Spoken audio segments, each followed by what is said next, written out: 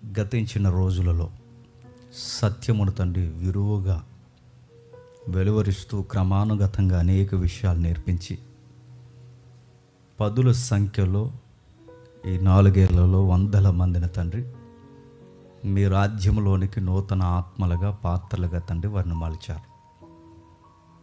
తండ్రి మా ఒట్టి చేతులను తండ్రి నిండు హస్తాలుగా మలిచారు. సమృద్ధి అయిన కార్యక్రమం తండ్రి మా ద్వారా మీరు జరిగించారు. మేము ఏ రోజు తండ్రి ఎన్ని ప్రణాళిక లేచినా మేము చేయలేని తండ్రి ఇంత పెద్ద తండ్రి బరువైన కార్యాలు సులభతరంగా మీరు మార్చేశారు.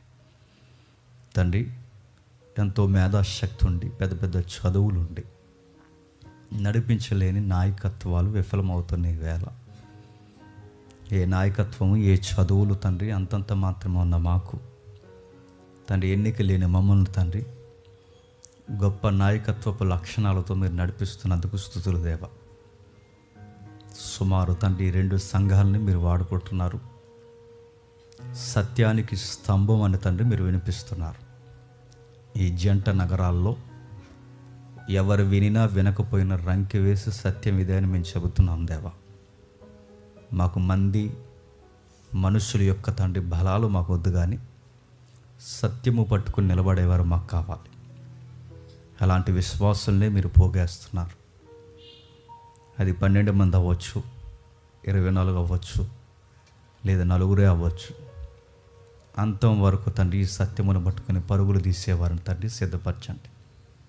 తండ్రి దూరాన గుంట నక్కల వలె ఈ పరిచర్ని పాడు చేయాలని ఎదురు చూస్తున్న వారు చాలామంది ఉన్నారు తండ్రి. తండ్రి మేము చెడిపోతే ఆనందించే వాళ్ళు చాలామంది ఉన్నారు. మాలో తండ్రి సంఘంలో ఐక్యతను దెబ్బతీయాలని ఆలోచించే తోడేళ్ళు తండ్రి చాలా ఉన్నాయి తండ్రి. వాటన్నిటి నుండి మమ్మల్ని కాపాడుతున్నారు. ఆత్మ కలిగించు ఐక్యతతో నడిపిస్తున్నారు.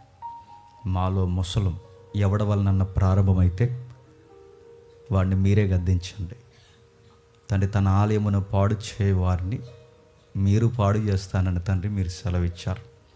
ఆ ఉగ్రత తండ్రి ప్రస్తుతానికి బాగున్న తండ్రి ఎవరిలోనూ ఆ లక్షణాలు లేవు తండ్రి. ఒకవేళ ఆ ఉగ్రత ఎవరి మీదకి రాకూడదు తండ్రి. ఇదే ఐక్యతతో ప్రేమతో మేము నడిచిపోవడానికి తండ్రి సహాయం అనుగ్రహించండి.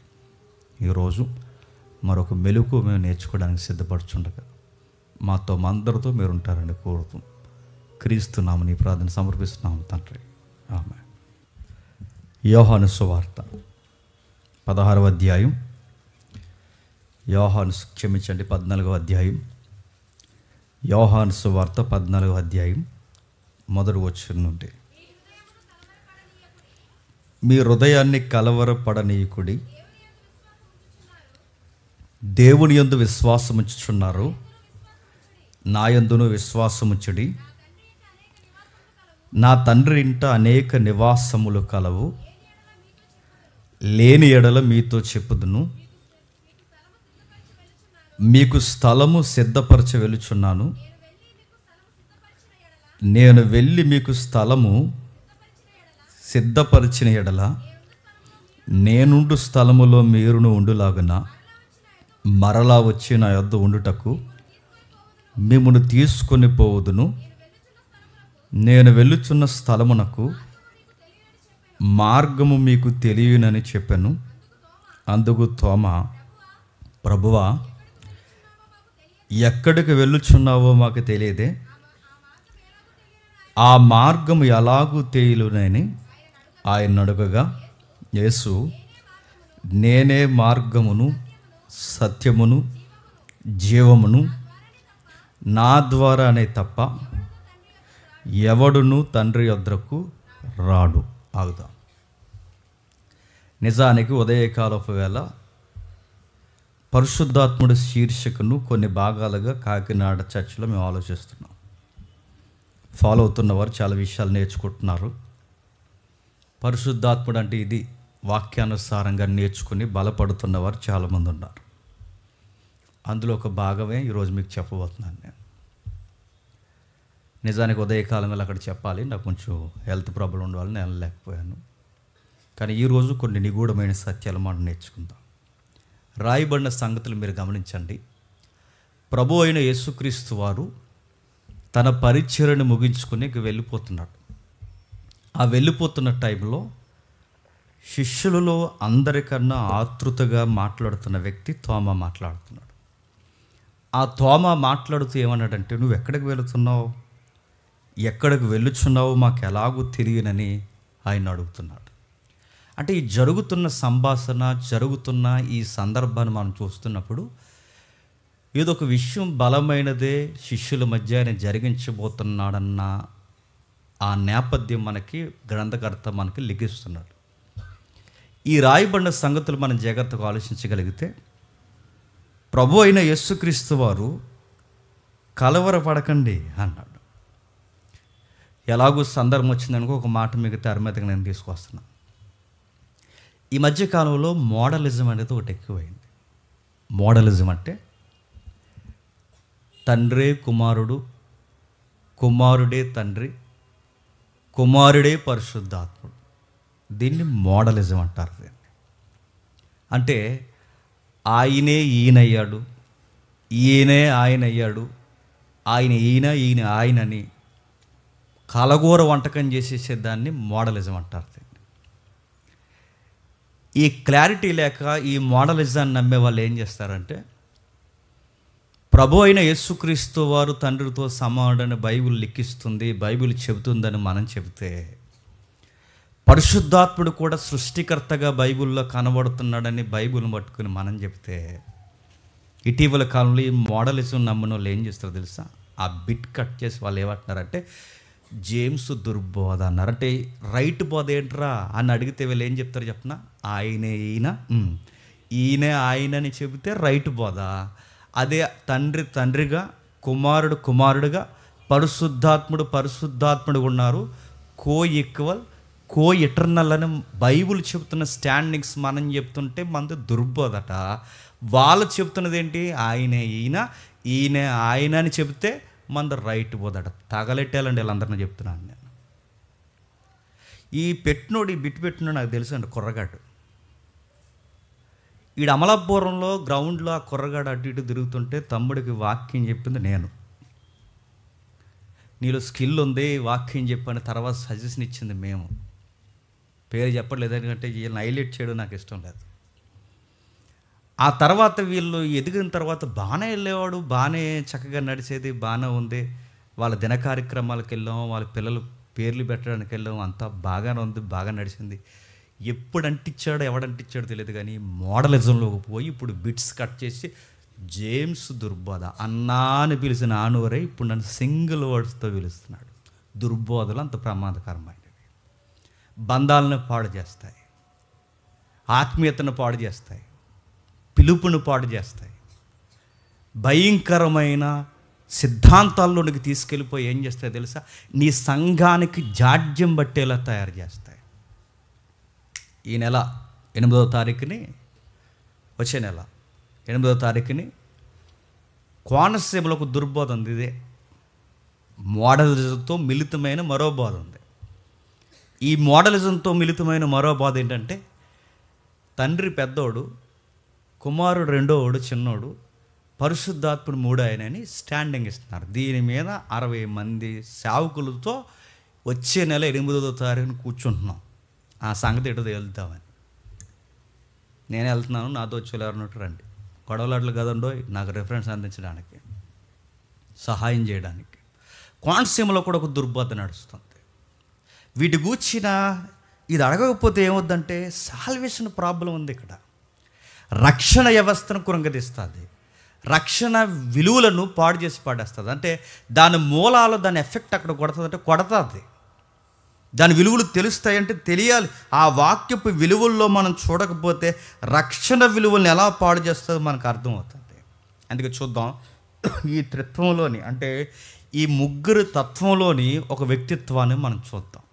ఏం రాస్తున్నాడో తోమ అడుగుతున్నాడు. ఏమనంటే, ప్రభు అయిన యేసుక్రీస్తు వారి గురించి డిస్కషన్ జరుగుతుంది. అది జరుగుతున్నప్పుడు నువ్వు వెళ్ళిపోతాను అంటున్నావు, ఎక్కడికి వెళ్ళిపోతున్నావు?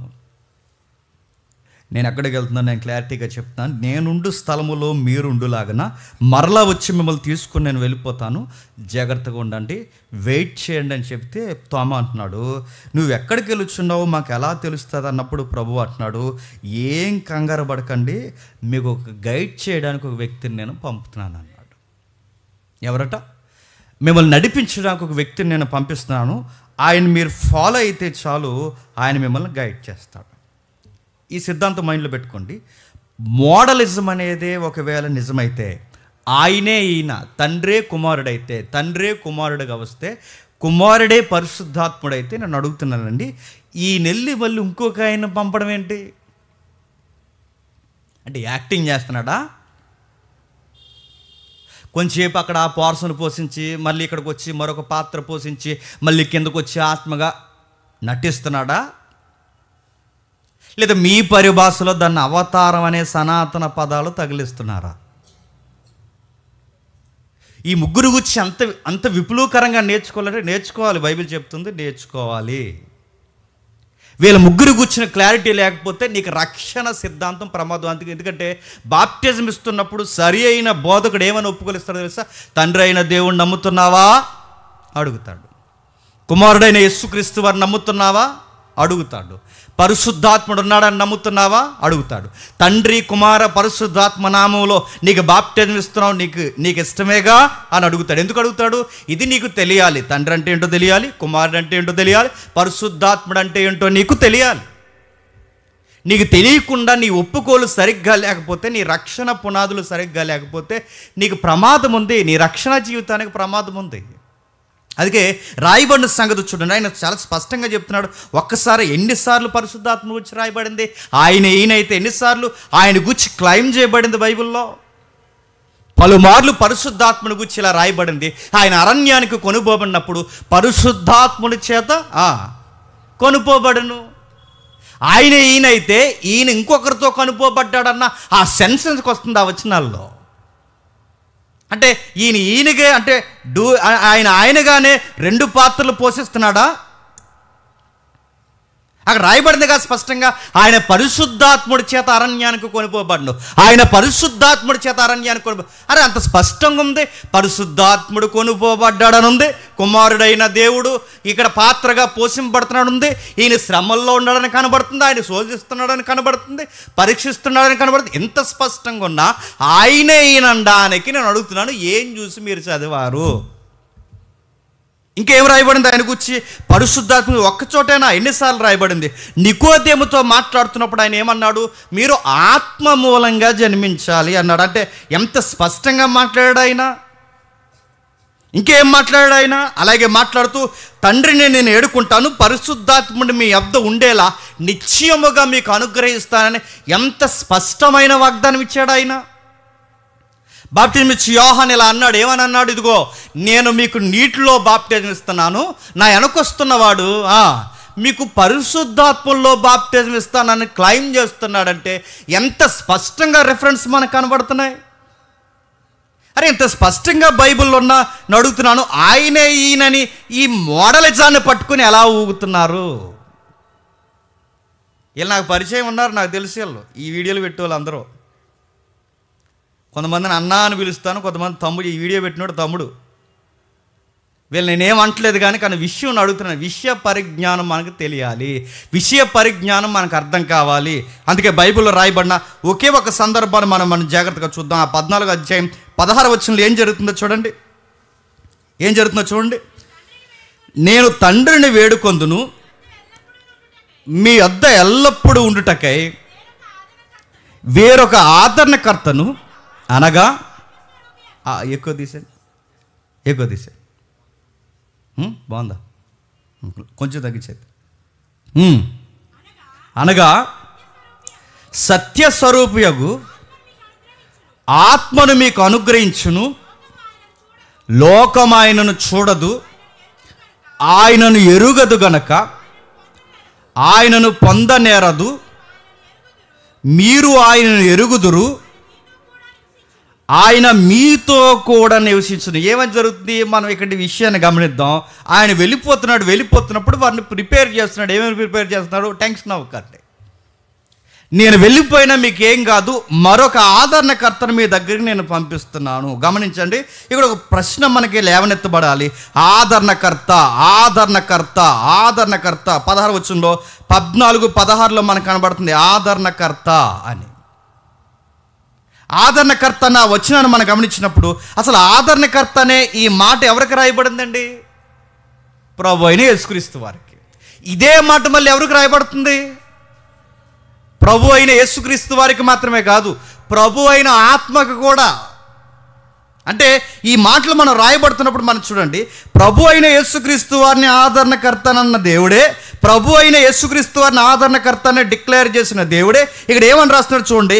ఆదరణకర్త ఆయన ఒక్కడే కాదు, ఇంకెవరున్నారట? పరిశుద్ధాత్ముడు కూడా ఆదరణకర్తే. అంటే వీళ్ళ ముగ్గురు గురించి మనకు రాయబడుతుంది. ఆదరించువాడు, ఆదరణకర్త. ఆ క్రిస్మస్ సందర్భంలో చదువుతూ ఏమని 9 యెషయా గ్రంథం ఏమని? తండ్రి అయిన దేవుడు అని క్లైమ్ చేస్తాడు, ఆశ్చర్యకరుడు అని క్లైమ్ చేస్తాడు, ఆదరణకర్త అని క్లైమ్ చేస్తాడంటే ఆదరణకర్త అనే పదం క్రీస్తుకు మాత్రమే కాదు, మరి పరిశుద్ధాత్ముడికి కూడా. అందుకే ఈ మాటలు మనం చదువుతున్నప్పుడు ఎంత చక్కగా మనం స్పష్టంగా కనబడుతుంది చూడండి. మీకు ఆదరిస్తాడు, మీరు కలవరపడకండి, మీరు టెన్షన్ అయిపోకండి, నేను వెళ్ళిపోతున్నానని మీరంతా ఫీల్ అవ్వకండి. ఎందుకంటే నేను ఇప్పటి వరకు ఎలాగైతే మిమ్మల్ని ఆదరించానో అలాగే మిమ్మల్ని ఆదరించడానికి మరొక ఆదరణకర్తని పంపుతున్నాము అని చెప్తున్నాడు ఆయన. ఇంకేమని రాస్తున్నాడు చూడండి. అదే 14 అధ్యాయం 16 వచనంలో అదే వచనం చదువుదాం.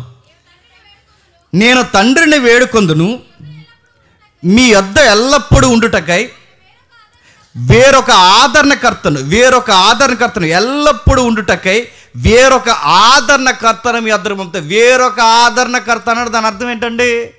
ఇప్పటివరకు ఎవరిని ఆదరణకర్త? నేను మీకు ఆదరణకర్త. వేరొక ఆదరణకర్తను పంపుతాను అంటున్నాడంటే ఇప్పుడు నేను ఇప్పటి వరకు ఆదరించాను, మరొక ఆయన వచ్చి ఆదరిస్తున్నాను అంటున్నాడంటే ఆయన వేరు. చెప్పండి, ఇంత స్పష్టంగా ఉన్నప్పుడు నేను ఏం చేయాలండి? మోడలిజం పట్టుకుని వాళ్ళకి అనుకూలంగా చెప్పలేదనేసి నేను అడుగుతున్నాను. వాళ్ళకి అనుకూలంగా లేదనేసి అంటే మీరు అనుకున్నట్టు చెప్పకపోతే అది సత్యం కాదా? అక్కడ అంత స్పష్టంగా ఉంది. వేరొక ఆదరణకర్త అంటే వేరొక అంటున్నాడంటే ఆల్రెడీ ఒక ఆదరణకర్త ఉన్నాడు. ఆ ఆదరణకర్త ఎవరో కాదు, నేనే. ఇప్పుడు నేను వెళ్ళిపోతున్నాను, నేను ఆదరించే స్థితిలోనికి మరొక ఆయన మీ మధ్యకి రాబోతున్నాడు. ఆయనే పరిశుద్ధాత్ముడు. ఇంకా మనకి స్పష్టంగా రిఫరెన్స్ కావాలి అంటే ఒకసారి 1 యోహాను పత్రిక చూడండి. 1 యోహాను పత్రిక 2వ అధ్యాయం, 1 యోహాను పత్రిక 2వ అధ్యాయం అక్కడ ఉంటుంది చూడండి. 1వ వచనం, మీరు పాపము చేయకుండుటకై ఈ సంగతులు మీకు రాయిచున్నాను, ఎవడైనో పాపము చేసిన ఎడల నీతిమంతుడైన యేసుక్రీస్తును ఉత్తరవాది తండ్రి యొద్ద మనకున్నాడు. ఉత్తరవాది, ఆదరణకర్త, ఉత్తరవాది, ఆదరణకర్త రెండు ఒకటే. ఏమంటున్నాడు, ఏమని రాస్తున్నాడు చూడండి. ఉత్తరవాది అనే పదం క్రీస్తుకే కాదు, ఆదరణకర్త అనే పదం క్రీస్తుకే కాదు, మరి పరిశుద్ధాత్ముడికి. ఈ ఈక్వల్ స్టేజ్ అనేది మనకు ఆది కాండం నుంచి కనబడుతుంది, ప్రకటన గ్రంథం వరకు కనబడుతుంది. అందుకే వీళ్ళ గురించి మనం మాట్లాడుతున్నప్పుడు అన్ని విషయాలు తొలదూగుతాయి. మరొక విషయం చూద్దాం. అదే 14 అధ్యాయం 16 వచనం చూడండి. అదే 14 అధ్యాయం 16 వచనం, నేను తండ్రిని వేడుకొందును, మీ యొద్ద ఎల్లప్పుడూ ఉండుటకై ఆయన వేరొక ఆదరణకర్తను అనగా సత్యస్వరూపియగు ఆత్మను మీకు అనుగ్రహించును. ఎవరట? సత్యస్వరూపియగు. అడుగుతున్నాను, సత్యము అనగానే నేనే మార్గము. చెప్పండి, సత్యము. నేనే మార్గము, సత్యము. నేనే మార్గము, సత్యం. ఇక నేనే మార్గం అంటే ఎవరు? యేసుక్రీస్తు వారు. నేనే సత్యం అంటే ఎవరు? యేసుక్రీస్తు వారు. ఇప్పుడు అడుగుతున్నాను, నేనే మార్గం అంటే యేసుక్రీస్తు వారు, నేనే సత్యం అంటే యేసుక్రీస్తు వారు. ఇప్పుడు సత్యం అంటే యేసుక్రీస్తు వారే కాదు, పరిశుద్ధాత్ముడు కూడా, సత్యస్వరూపమైన ఆత్మ. మరొక విచిత్రం ఏంటి చెప్పిన, అసలు సత్యం అంటే యేసుక్రీస్తు వారే కాదు, సత్యం అంటే పరిశుద్ధాత్ముడే కాదు, సత్యము అంటే యెహోవా దేవుడు కూడా. చూద్దాం ఒకసారి, కీర్తన గ్రంథం చూడండి ఒకసారి.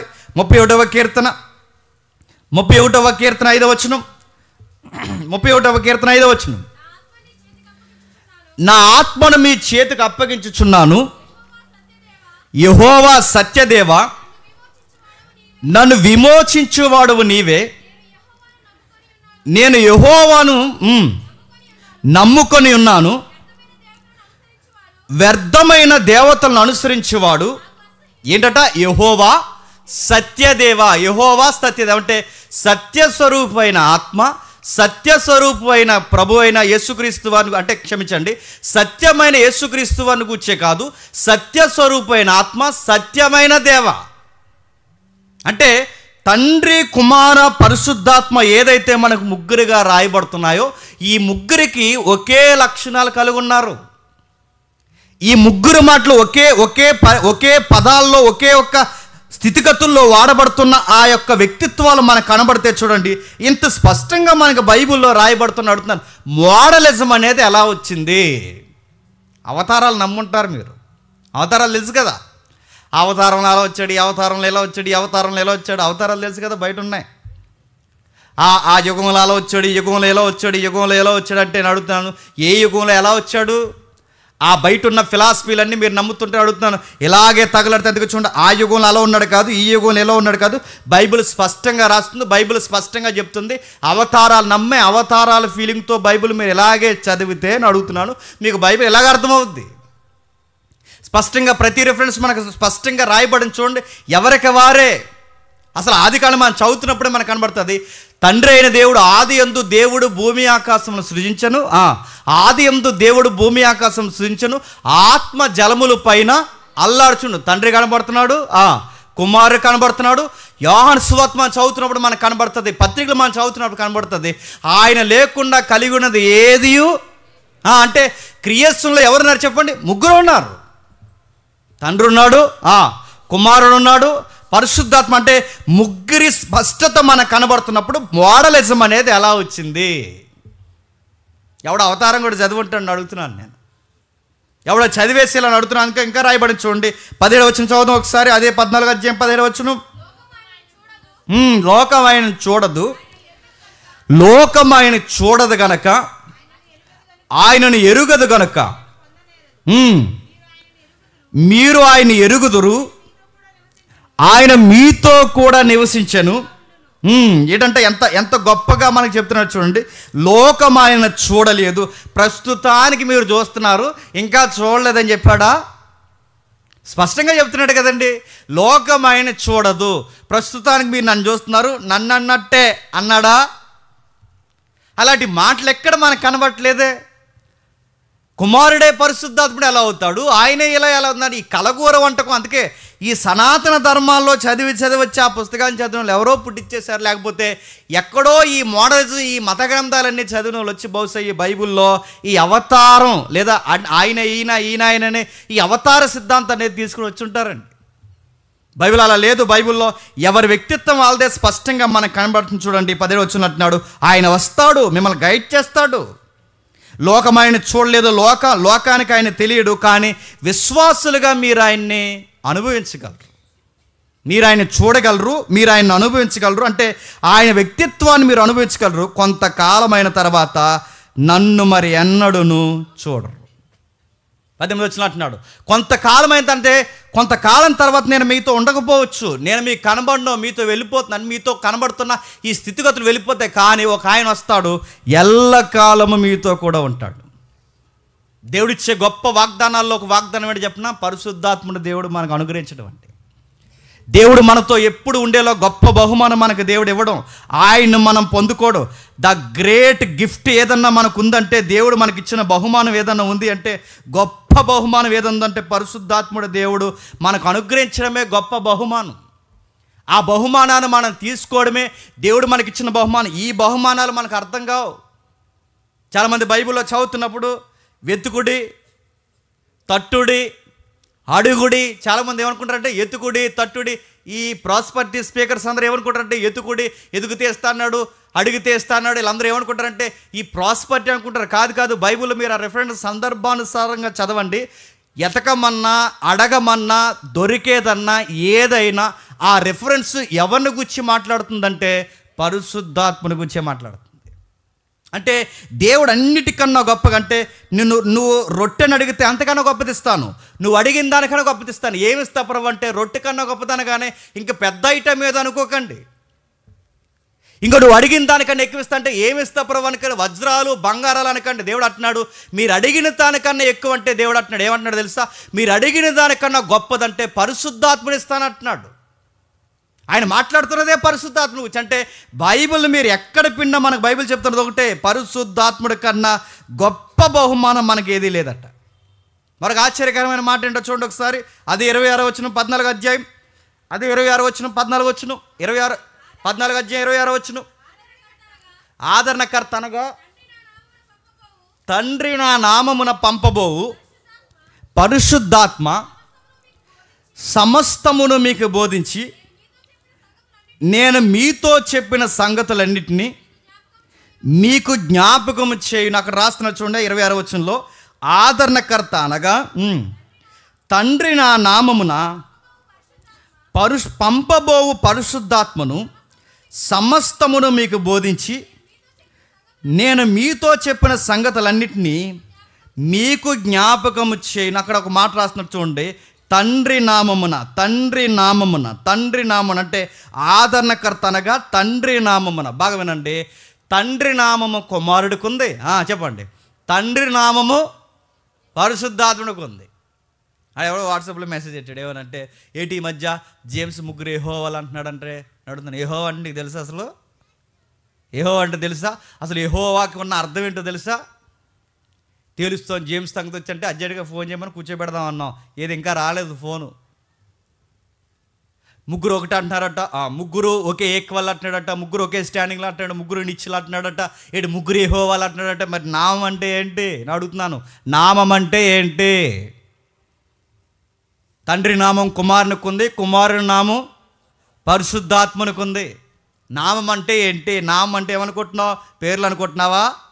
నీ ఇంటి పేరు అనుకుంటున్నావా? నామం అంటే వ్యక్తిత్వాలు. యెహోవా అంటే ఉన్నవాడన్న పదం తండ్రికి ఎలా వర్తిస్తుందో, ఉన్నవాడన్న పదం కుమారుడికి ఎలా వర్తిస్తుందో, ఉన్నవాడన్న పదం పరిశుద్ధాత్ముడు కూడా వర్తిస్తుంది. ఈ ముగ్గురికి రాస్తున్నాడు. అందుకే ఆ ముగ్గురికి చక్కగా రాస్తున్నాడు. ఎంత బాగా రాస్తున్నాడు చూడండి. ఆదరణకర్త అనగా మీరు ఏదో అనుకోకండి, తండ్రి నామమున పంపబోవు పరిశుద్ధాత్మ. మీకు ఎంతమంది గుర్తుందో, పాత నిబంధన మనం చదువుతున్నప్పుడు మోసేతో దేవుడు డిస్కషన్ చేస్తుంటాడు. ఏమని? జాగ్రత్త, ఇశ్రాయేలు జాగ్రత్తగా ఉండమని చెప్పు మోసే అని చెప్తాడు. వాళ్ళు జాగ్రత్తగా ఉండమని చెప్పు, నా నామం కలిగిన ఒక దూతనికి మీకు ముందుగా పంపుతున్నాను, ఆయన మాట వినాలి, ఆయనకి నా నామం ఉంది, ఆయనకి చాలా కోపం ఉంది, ఆయన మాట వినకపోతే అరణ్యంలో రాలిపోతారన్నారు. ఎవరా దూత? ఆ నామం ఉన్నది ఎవరికి అంటే మనకి ఇంత స్పష్టంగా మనకు కనబడుతుంది. అంటే నామం అనే పదం ఆయనకి కనబడుతుంది, నామం అనే పదం ఈయనకి కనబడుతుంది. ఇంత స్పష్టంగా మనకు కనబడుతున్న మోడలిజం అనే దానికి పెద్ద పీటైన ఇంతకన్నా దుర్బోధ ఉందా? అరే దుర్బోధలో అడుగుతున్నాను. దుర్బోధలో వాళ్ళుండి మనం దుర్బోధలు అంటే అది విచిత్రంగా ఉంది. అది ఎవరో తెలుగులో సామెత ఉంది, ఎప్పుడో పూర్వం కాదు సామెత, ఆడే దొంగ అంట. ఆడు దొంగ ఉండి జనాల్లో కలిసిపోయి దొంగను పట్టుకుని అన్నాడట. అలా ఉందని అడుగుతున్నాను. అరే దుర్బోధలో నువ్వు ఉండి మాకు టైటిల్ పెట్టబెట్టి క్లైమ్ వేస్తే అడుగుతున్నా. అసలు అడుగుతున్నా, ఒక సెన్స్ ఉందా? పోనీ తెలియని వ్యక్తులమా ఒక ఫోన్ చేసి మాట్లాడచ్చుగా. దుర్బోధలు అడుగుతున్నాను. మర్యాదను పోగొడతాయి దుర్బోధలు, సహవాసాన్ని పోగొడతాయి దుర్బోధలు, ప్రేమను పోగొడతాయి దుర్బోధలు. ఇదిగో సింగిల్ వర్డ్స్ ఉపయోగిస్తున్నారే, ఆ తత్వాన్ని తీసుకొస్తాయి. ఇంకా చూడండి ఇంకేం రాస్తున్నాడు. అదే 16వ అధ్యాయం 7వ వచనంలో ఏం రాస్తున్నాడు చూడండి. ఇదే యోహాను సువార్త 16వ అధ్యాయం 7వ వచనంలో, అయితే నేను మీతో సత్యము చెబుతున్నాను, నేను వెళ్ళిపోవుట వలన మీకు ప్రయోజనకరము, నేను వెళ్ళని ఎడల ఆదరణకర్త మీ యొద్దకు రాడు, నేను వెళ్ళిన ఎడల ఆయనను మీ యొద్దకు పంపుదును. ఇందాక భాగం వినండి. ఇందాకేమన్నాడు? నేను వెళ్ళిన తర్వాత ఒక ఆయన మీ దగ్గరికి వస్తాడు అన్నాడు. ఇక్కడేమని రాస్తున్నాడు తెలుసా? నేనే ఆయన్ని పంపుతాను. ఇందాకేమన్నాడు? తండ్రి పంపుతాన్నాడు. ఇప్పుడేమంటున్నాడు? నేను పంపుతానంటే తండ్రికి ఉన్న అథారిటీ ఎవరికి ఉంది చెప్పాలి? నేను అడుగుతున్నా, ఎక్కడ వీళ్ళ అధికారంలో తక్కువ, నిత్యత్వంలో తక్కువ, లేదా ఎక్కడ తక్కువ అడుగుతాను, వాళ్ళు ఉండే ఏ స్థితిగతుల్లో తక్కువ? అన్నిట్లో వాళ్ళు సమానం కనబడుతున్నారు. నేను పంపిస్తా, నేను పంపించడం ఏంటి? ఇంకా ఇంకా మనకి ఇంకా విచిత్రంగా అనిపించింది తెలుసా? ఈయన గూర్చి రాయబడుతున్నప్పుడు యెషయా 48 అధ్యాయంలో ఏమని రాయబడి చూడండి ఒకసారి.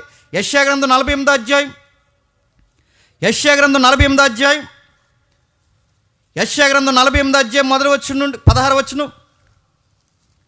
యెషయా గ్రంథం 48 అధ్యాయం 16 వచనం.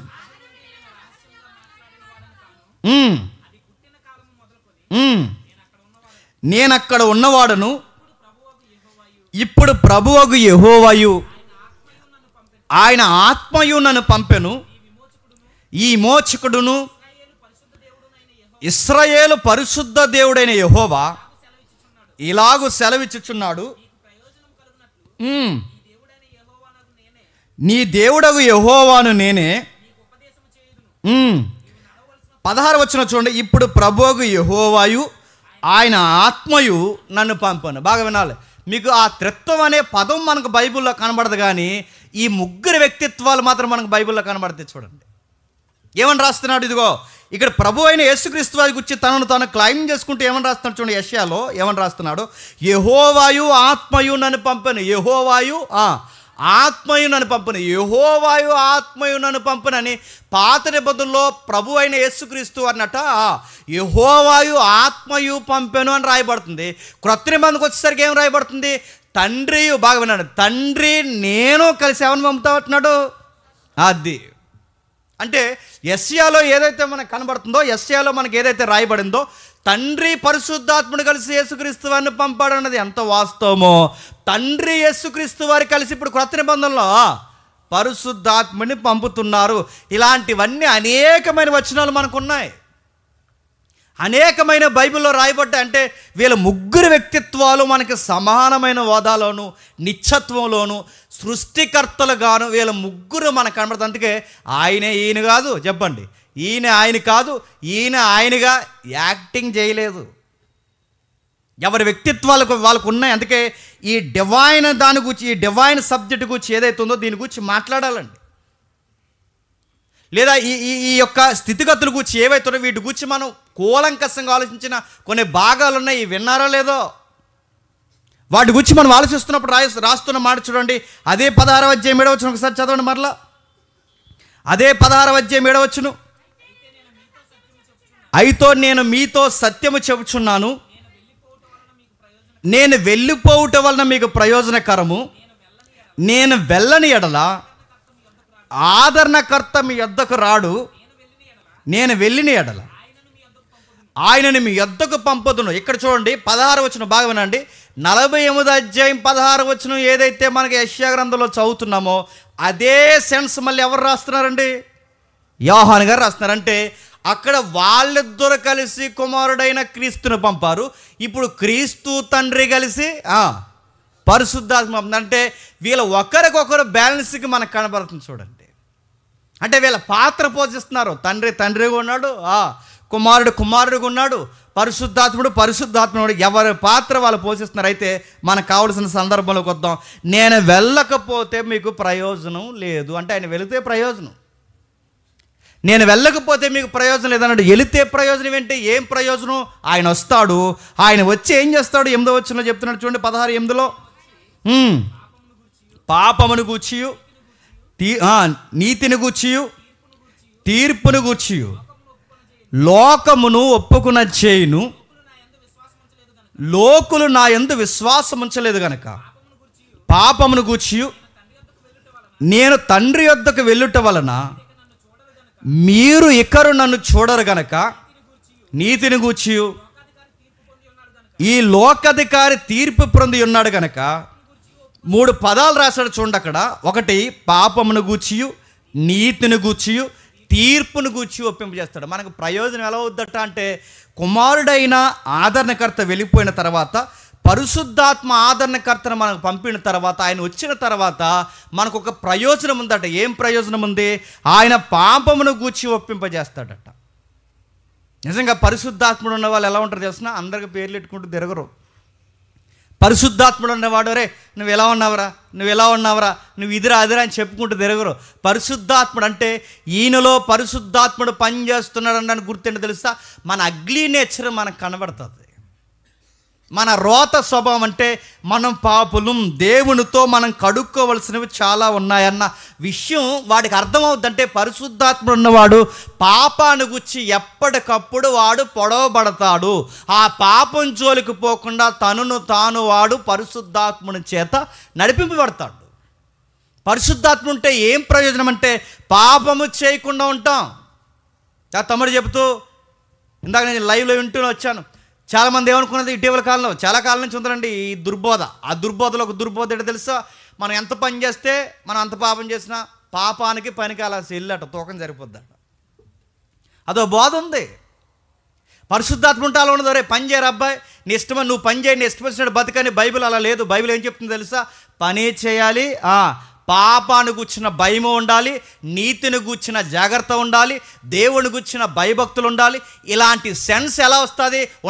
ఉండాలనుకుంటే రాదు, పరిశుద్ధాత్ముడు ఉంటే వస్తుంది. దేవుని పనిని శ్రద్ధగా చేస్తాం, దేవుని పనిలో బాధ్యత కలిగి ఉంటాం, పాపాన్ని గుచ్చిన భయం కలిగి ఉంటాం, దేవుని చిత్తం నెరవేర్చడంలో ఆశ కలిగి ఉంటాం. ఇలాంటి మోరల్స్ ఎలా వస్తాయంటే పరిశుద్ధాత్ముడు ఉంటేనే వస్తాయి. అందుకే ఆయన అంటున్నాడు, నేను వెళ్ళిపోతున్నానని మీరేం టెన్షన్ అవ్వకండి, నేను వెళ్ళిన తర్వాత మీకు ఒక ఆదరణకర్తను పంపిస్తాను. ఆయన వస్తే మీకు ప్రయోజనం, ఆయన వల్ల మీకు మేలు జరుగుతుంది. ఆయన పాపాన్ని గుచ్చి ఒప్పింపజేస్తాడు, మీలో ఉన్న స్వభావం ఏంటో ఒప్పింపజేస్తాడు. ఒక గిల్ట్ స్టార్ట్ చేస్తాడు, అపరాధ భావం స్టార్ట్ అవుద్ది. నిజమే, నేను దేవుని ఎదుట అలా లేనని ఒక భయం స్టార్ట్ అయిన తర్వాత దేవుని దగ్గరికి వచ్చి మనం ఒప్పుకుంటాం, పశ్చాత్తాపడతాం. దేవా ఇప్పటి వరకు నాకు అర్థం కాలేదు, నన్ను క్షమించు ప్రభువా అని దేవుని బతిమాలుకుంటాం. తెలియకుండానే కన్నీళ్ళు మనలో ఉబుకుతూ వస్తాయి, తెలియకుండానే బాధపడుతుంటాం. దేవుని ఎదుట ఇలాంటి సన్నిధిలో ప్రార్థన విజ్ఞాపనలు జరుగుతున్నప్పుడు ఈ సన్నిధిలో ఈ పరిశుద్ధాత్ముడి సహవాసంలో కలిగిన వారు ఏడుస్తారు. దేవుని బట్టి వాళ్ళు దేవా నీకు ఎంత దూరం మేము జరిగిపోయాం వాళ్ళు అర్థం చేసుకుంటారు. పరిశుద్ధాత్మని కలిగి ఉన్నవారు నీవిచ్చిన ఈ పౌరసత్వాన్ని మేము పోగొట్టుకొని ఆదాము స్వభావాన్ని మేము ఎలా కొనసాగిస్తున్నామో మాకు అర్థమైందని ఒక్కసారిగా మోకాలు వేసి ఏడుస్తారు వాళ్ళు. ఇది ఎవరిలో జరుగుద్దంటే మోడలిజంలో జరగదు, పరిశుద్ధాత్ముడి క్రియ అనుభవించిన వాడికి మాత్రమే జరుగుద్ది. ఆయన కాదు, ఈయనే, ఆయనే, తండ్రే. ఎవరి పాత్ర వాళ్ళు పోషించినప్పుడే పాప అన్నవాడు అన్నిటినీ వదిలి తండ్రి అయిన దేవుని యొక్క రాజ్యంలోనికి రాగలడు. అందుకే రాస్తున్నాడు చూడండి, ఆయన వస్తాడు నీతిని గూర్చి, పాపమును గూర్చి, తీర్పును గూర్చి ఒప్పింపజేస్తారు. అందుకే మొట్టమొదటి మనం చూస్తున్నాం పాపం అంటే ఏంటో అర్థం అవ్వాలంటే ఖచ్చితంగా పరిశుద్ధాత్ముడు రావాల్సిందే. మీరు పేదరు గారి ప్రసంగం మీకు గుర్తుందో లేదో, ప్రసంగం విన్న తర్వాత పబ్లిక్ అడుగుతారు, ఏమని అడుగుతారంటే మాలో ఒక గిల్ట్ స్టార్ట్ అయింది, ఇప్పుడు మేము ఏం చేయాలని అడుగుతారు వాళ్ళు అన్నప్పుడు మాలో ఒక అపరాధ భావం స్టార్ట్ అయింది, ఇప్పుడు మేము ఏం చేయాలని అన్నప్పుడు ఆయన అంటాడు, ఒప్పుకోండి, మీ పాపాలు మీరు ఎప్పుడైతే ఒప్పుకుంటాడో, మీరు ఎప్పుడైతే పాపాలు ఒప్పుకుని నిర్ణయం తీసుకుంటాడో మీకు క్షమాపణ దొరుకుద్ది. మీకు క్షమాపణ దొరికిన తర్వాత మరలా మీరు ఆ పాపం జోలికి పోకుండా మీకు పరిశుద్ధాత్ముడు అని ఒక వరాన్ని దేవుడు మీకు అనుగ్రహిస్తాడంటాడు. ఎక్కడ చూడండి ఈ చక్కటి నడవడిక మనకు బైబిల్లో కనబడుతుంది. ఇంకా ఏమి రాయబడింది, అదే మనకి నీతిని గుచ్చి ఒప్పింపజేస్తాడంటే, నీతి అంటే నువ్వేదో ఒక పని చేస్తావు, పనికిమాల పని, ఆ పని చేసి నిన్ను సమర్థించుకుంటావు. కానీ నిన్ను నువ్వు సమర్థించుకున్న లోపల ఒకరు ఉంటారు, ఆయన సమర్థించడు. ఇది నీతి కాదురా అని నీకు చెప్తాడు, ఇది మంచి కాదురా అని చెప్తాడు, ఇది దేవుని దృష్టికి అనుకూలం కాదురా అని నీకు చెప్తాడు. అంటే నీతి ఏంటో నేర్పిస్తాడు. నీతి ఎక్కడుందో చెప్తాడు. లోక నీతులు కాదురా, లోక సూక్తులు కాదురా, ఈ లోకం చెప్తుంది ఈ పద్యాలు అవి కాదురా, నీతి అనేది ఒకటి ఉందరా, ఆ నీతి దేవుడు రాయించాడు, అది నువ్వు పాటించాలి, దీనికి తగ్గట్టుగానే నువ్వు క్రియ జరిగించాలరా అని దేవుడు లోపల ఒక పరిశుద్ధాత్ముడు అనే ఒక వరాన్ని పెట్టి దేవుడు మనల్ని గైడ్ చేస్తాడు. చాలామంది నీతి అనగానే ఏమనుకుంటారంటే నీతి క్రియలు చేయడమే మనకు రక్షణ అనుకుంటారు. బైబిల్ అలా లేదు, బైబిల్ అలా చెప్పట్లేదు. నీతిని కూర్చోపి అంటే నీతి జరిగిస్తాడు, నీతిని చేస్తాడంటే నాకు విచిత్రంగా అనిపిస్తుంది. మనకి నీతి చేయడం కూడా రాదా, నీతి క్రియలు చేయడం కూడా రాదంటే చెప్పండి, రాదు.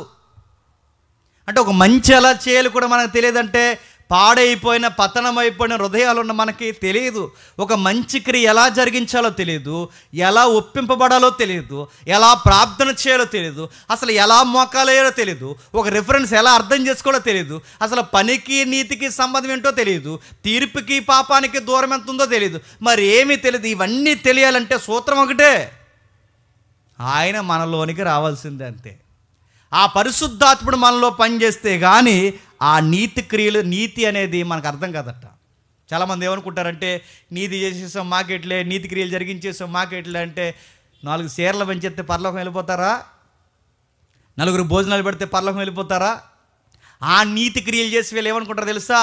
4-5 నీతి క్రియలు చేసి వీళ్ళు ఏమనుకుంటారంటే ఇదే నీతి అనుకుంటారు. కానీ పరిశుద్ధాత్ముడు కలిగి ఉన్న వారికి అర్థమవుతుంది ఏంటంటే ఇది నీతి కాదు, ఈ నీతి క్రియలు ఎన్నికలోనికి రావు. నీతి క్రియ అనేది ఎలా జరిగించాలో పరిశుద్ధాత్ముడు మాత్రమే మనకు నేర్పిస్తాడు. అందుకే ఆయన వెళ్ళిపోవడం మనకు ప్రయోజనకరణం, ఈయన రావడం మనకు ప్రయోజనకరణం. ఆయన వెళ్ళాలి, ఈయన రావాలి. ఇప్పుడు ఆయనే వెళ్ళి మళ్ళీ వస్తాడా? ఆయనే చెప్పండి, ఈయనే. ఆయన వెళ్ళి ఎంత స్పష్టంగా రాశాడండి, నేను వెళ్ళిన తర్వాత మరొక ఆయన్ని మీకు పంపిస్తాను, ఆయన వచ్చిన తర్వాత మీకు ప్రయోజనకరంగా జరుగుద్ది అన్నాడు. ఇంకేం రాస్తున్నాడో అదే 16వ అధ్యాయం 8వ వచనం చదవండి. ఆయన వచ్చి పాపమును గూర్చియు నీతిని గూర్చియు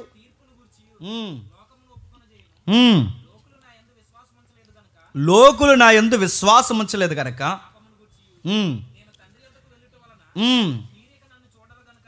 ఏమని రాస్తున్నాడు చూడండి. తీర్పును గూర్చి అడుగుతున్నాను.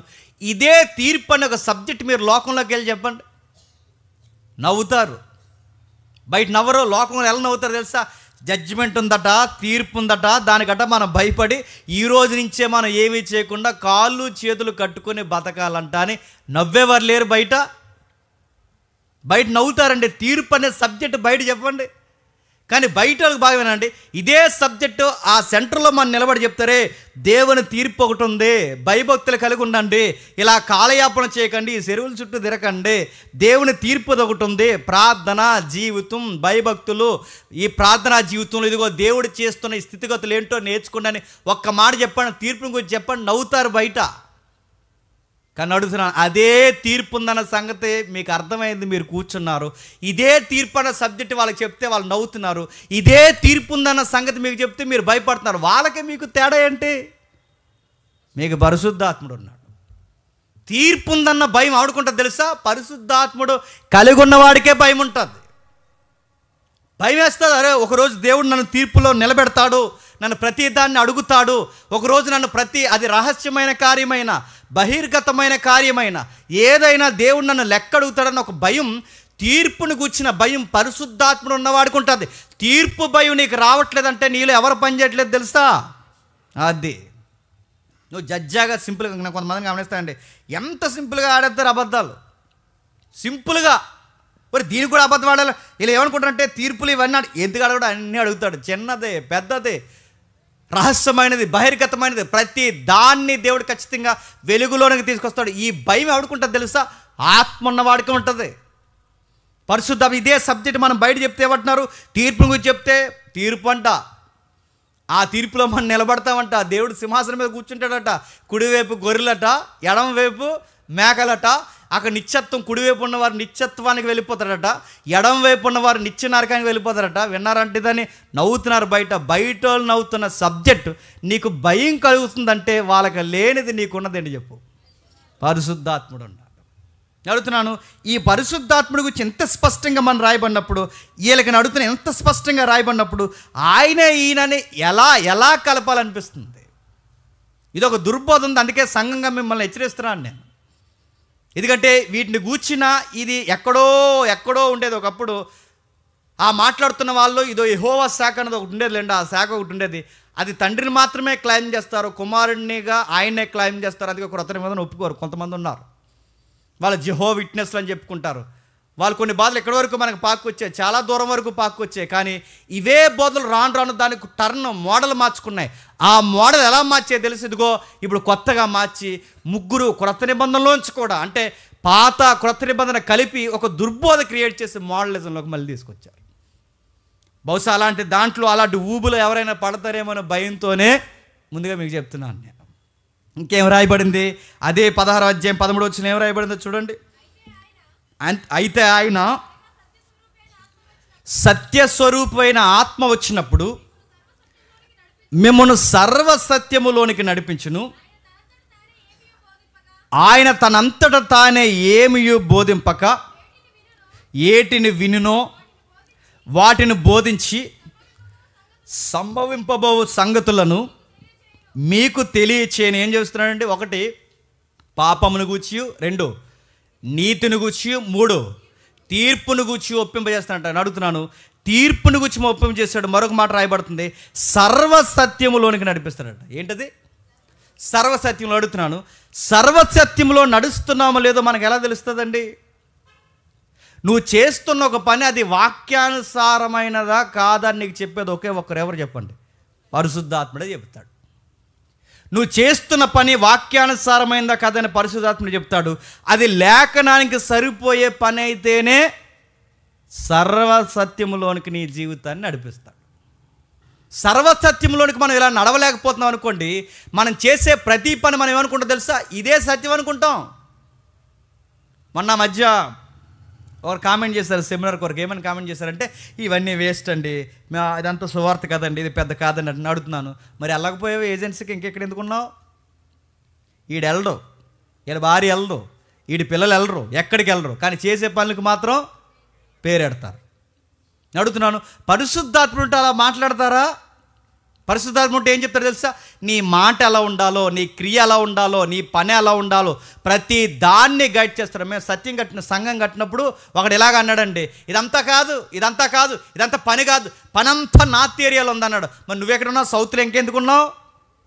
వెళ్ళకపోయావా? నార్త్లో ఉన్న వాళ్ళు రక్షించాలనేది ఎంత వాస్తవమో, సౌత్లో ఉన్నది రక్షించాలని అంతే వాస్తవం. ఈదులో ఉన్నవాడు రక్షించాలని ఎంత వాస్తవమో, ఏజెన్సీలో ఉన్నవాడు రక్షించాలని అంతే వాస్తవం. అంతేగాని ఏజెన్సీలో చేస్తున్న వాళ్ళు గొప్ప, ఈదులో చేస్తున్న వాళ్ళు తక్కువ అని కాదు. అందరూ సమానమే, ఎవరి పాత్ర వాళ్ళు పోషించాల్సిందే.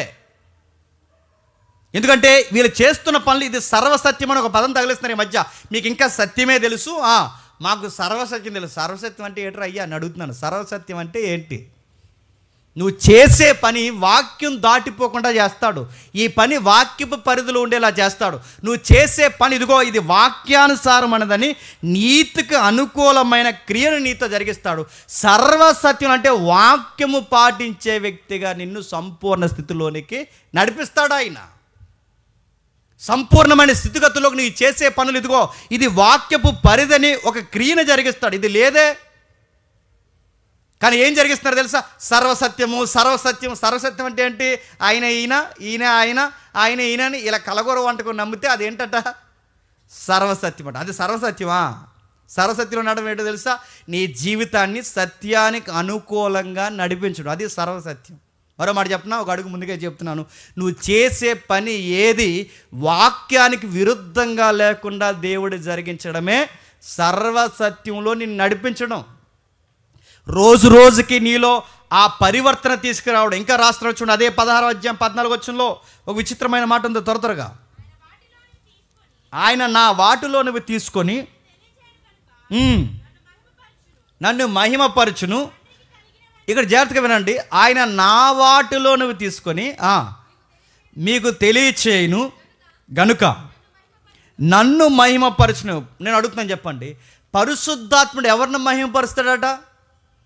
చెప్పాలి. క్రీస్తుని మహిమ. అడుగుతున్నాను, ఆయనే ఈయన అయితే ఈయనే ఎలా మహిమపరుచుకుంటాడండి? ఎంత స్పష్టంగా రాయబడిందండి. ఆయన నన్ను మహిమపరచును. చాలామందికి ఇక్కడ ఇక్కడ మోడలిజం కాకుండా మరొక బోధ ఉంది. ఆ బోధ ఏంటో తెలుసా? కుమారుని మహిమపరచకూడదని ఒక దుర్బోధం తెలుసా?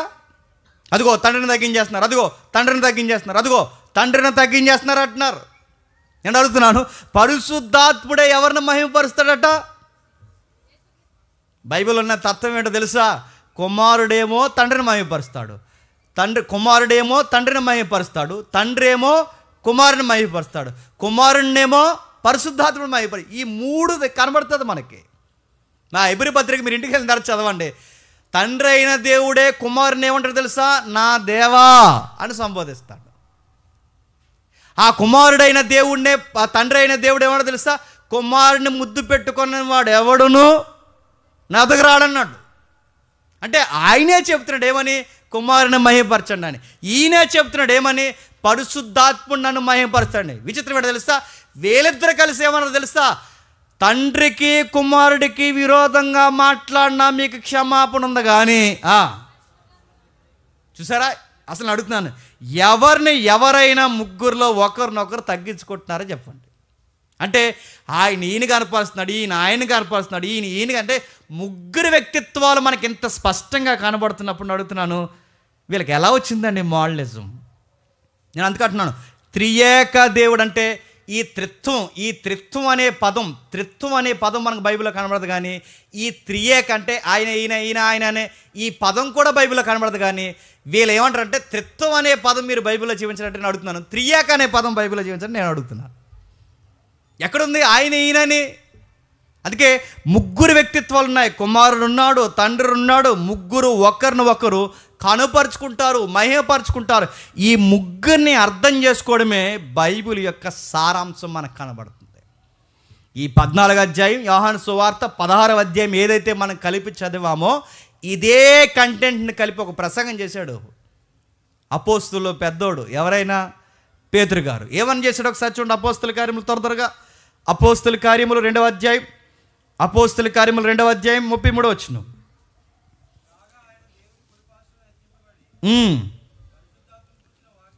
నువ్వు చదువు. అపోస్తుల కార్యములు 2వ అధ్యాయం 33వ వచనం. కాగా ఆయన దేవుని కుడిపార్శ్వమున హెచ్చింపబడి పరిశుద్ధాత్మను గూర్చిన వాగ్దానమును తండ్రి వలన పొంది మీరు చూచుచూ వినుచునున్న దీనిని కుమ్మరించి ఉన్నాడు. దావీదు పరలోకానికి ఎక్కిపోలేదు. అక్కడ ఆ వచనం మీరు జాగ్రత్తగా దాన్ని విడదీయండి. ఏమంటున్నాడు? 33వ వచనంలో కాగా ఆయన దేవుని కుడిపార్శ్వమున హెచ్చింపబడి, కాగా దేవుడు కుడిపార్శ్వన కూర్చున్నవాడు. నెక్స్ట్ పరిశుద్ధాత్మ. ఆ వచనంలో ఎంతమంది ఉన్నారండి? ఎంతమంది ఉన్నారు? ముగ్గురు ఉన్నారు. అంటే తండ్రి ఉన్నాడు, కుడిపార్శ్వన కూర్చునే కుమారుడు ఉన్నాడు, పరిశుద్ధాత్ముడు ఒక ఆయన ఉన్నాడు. ఈయన కూర్చున్న వాగ్దానం ఉందని ఒక మాట మనకు సెలవిస్తున్నాడు. ఇంకా మీకు బాగా అర్థం కావాలంటే అసలు పరిశుద్ధాత్మని తిరగేసి మరగేసి ఏమన్నా తెలుసా? అసలు పరిశుద్ధాత్మ దేవుడు అంటున్నారు. ఎక్కడైనా పరిశుద్ధాత్మను దేవుడని బైబిల్ ఎక్కడైనా చెప్పిందా అని అడుగుతున్నారు. పరిశుద్ధాత్మను దేవుడని బైబిల్లో రాయబడింది. చూద్దాం ఒకసారి. అదే అపోస్తుల కార్యములు 5వ అధ్యాయం చూడండి ఒకసారి. అదే అపోస్తుల కార్యములు 5వ అధ్యాయం 3వ వచనం నుండి. అప్పుడు పేతురు అననీయ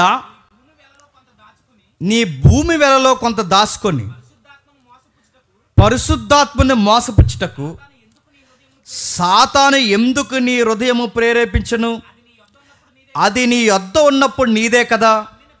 అమ్మిన పిమ్మట అది నీ వశమై ఉండలేదా?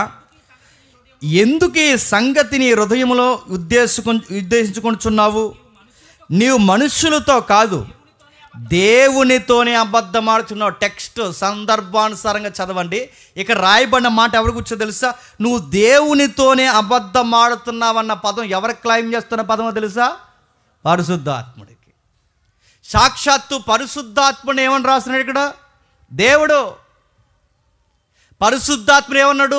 నామము. పరిశుద్ధాత్ముడు ఏమన్నాడు? ఆదరణకర్త. పరిశుద్ధాత్ముడు ఏమన్నాడు? సత్యస్వరూపి. పరిశుద్ధాత్ముడు ఏమన్నాడు? ఇదిగో తండ్రితో ఎవరైతే కుమారుడు ఈక్వల్గా ఉన్నాడో ఆ కుమారుని మహిమపరచడానికి పంపబడిన మరొక ఉత్తరవాది. ఇంత స్పష్టంగా మనకు బైబిల్లో కనబడుతున్న అడుగుతున్నాను. పరిశుద్ధాత్మను గురించి, కుమారుని గురించి, తండ్రిని గురించి ఇంత స్పష్టంగా బైబిల్లో కనబడుతున్న వీళ్ళకి బోధపడట్లేదంటే వీళ్ళని ఏమనాలి చెప్పండి? పైకి ఇదంతా అర్థం చేసుకుంటే పై వచ్చి ఏం మాట్లాడతారు తెలుసా? ఇదిగో అలా లేదు బైబిల్, అలా లేదంటే బైబిల్ ఇలానే ఉంది. బైబిల్ ఎలాగే రాయబడింది ఒకసారి చూద్దాం. ఆది కాండం ఒకసారి దేని ఎందుకని మంచిది? ఆది కాండము 1వ అధ్యాయం త్వరగా. ఆది కాండం నేను ముగించేస్తాను ఇక్కడతో. ఆది కాండం 1వ అధ్యాయం 2వ వచనం. ఆది కాండం 1వ అధ్యాయం 2వ వచనం. భూమి నిరాకారముగాను దేవుని ఆత్మ ఎవరట?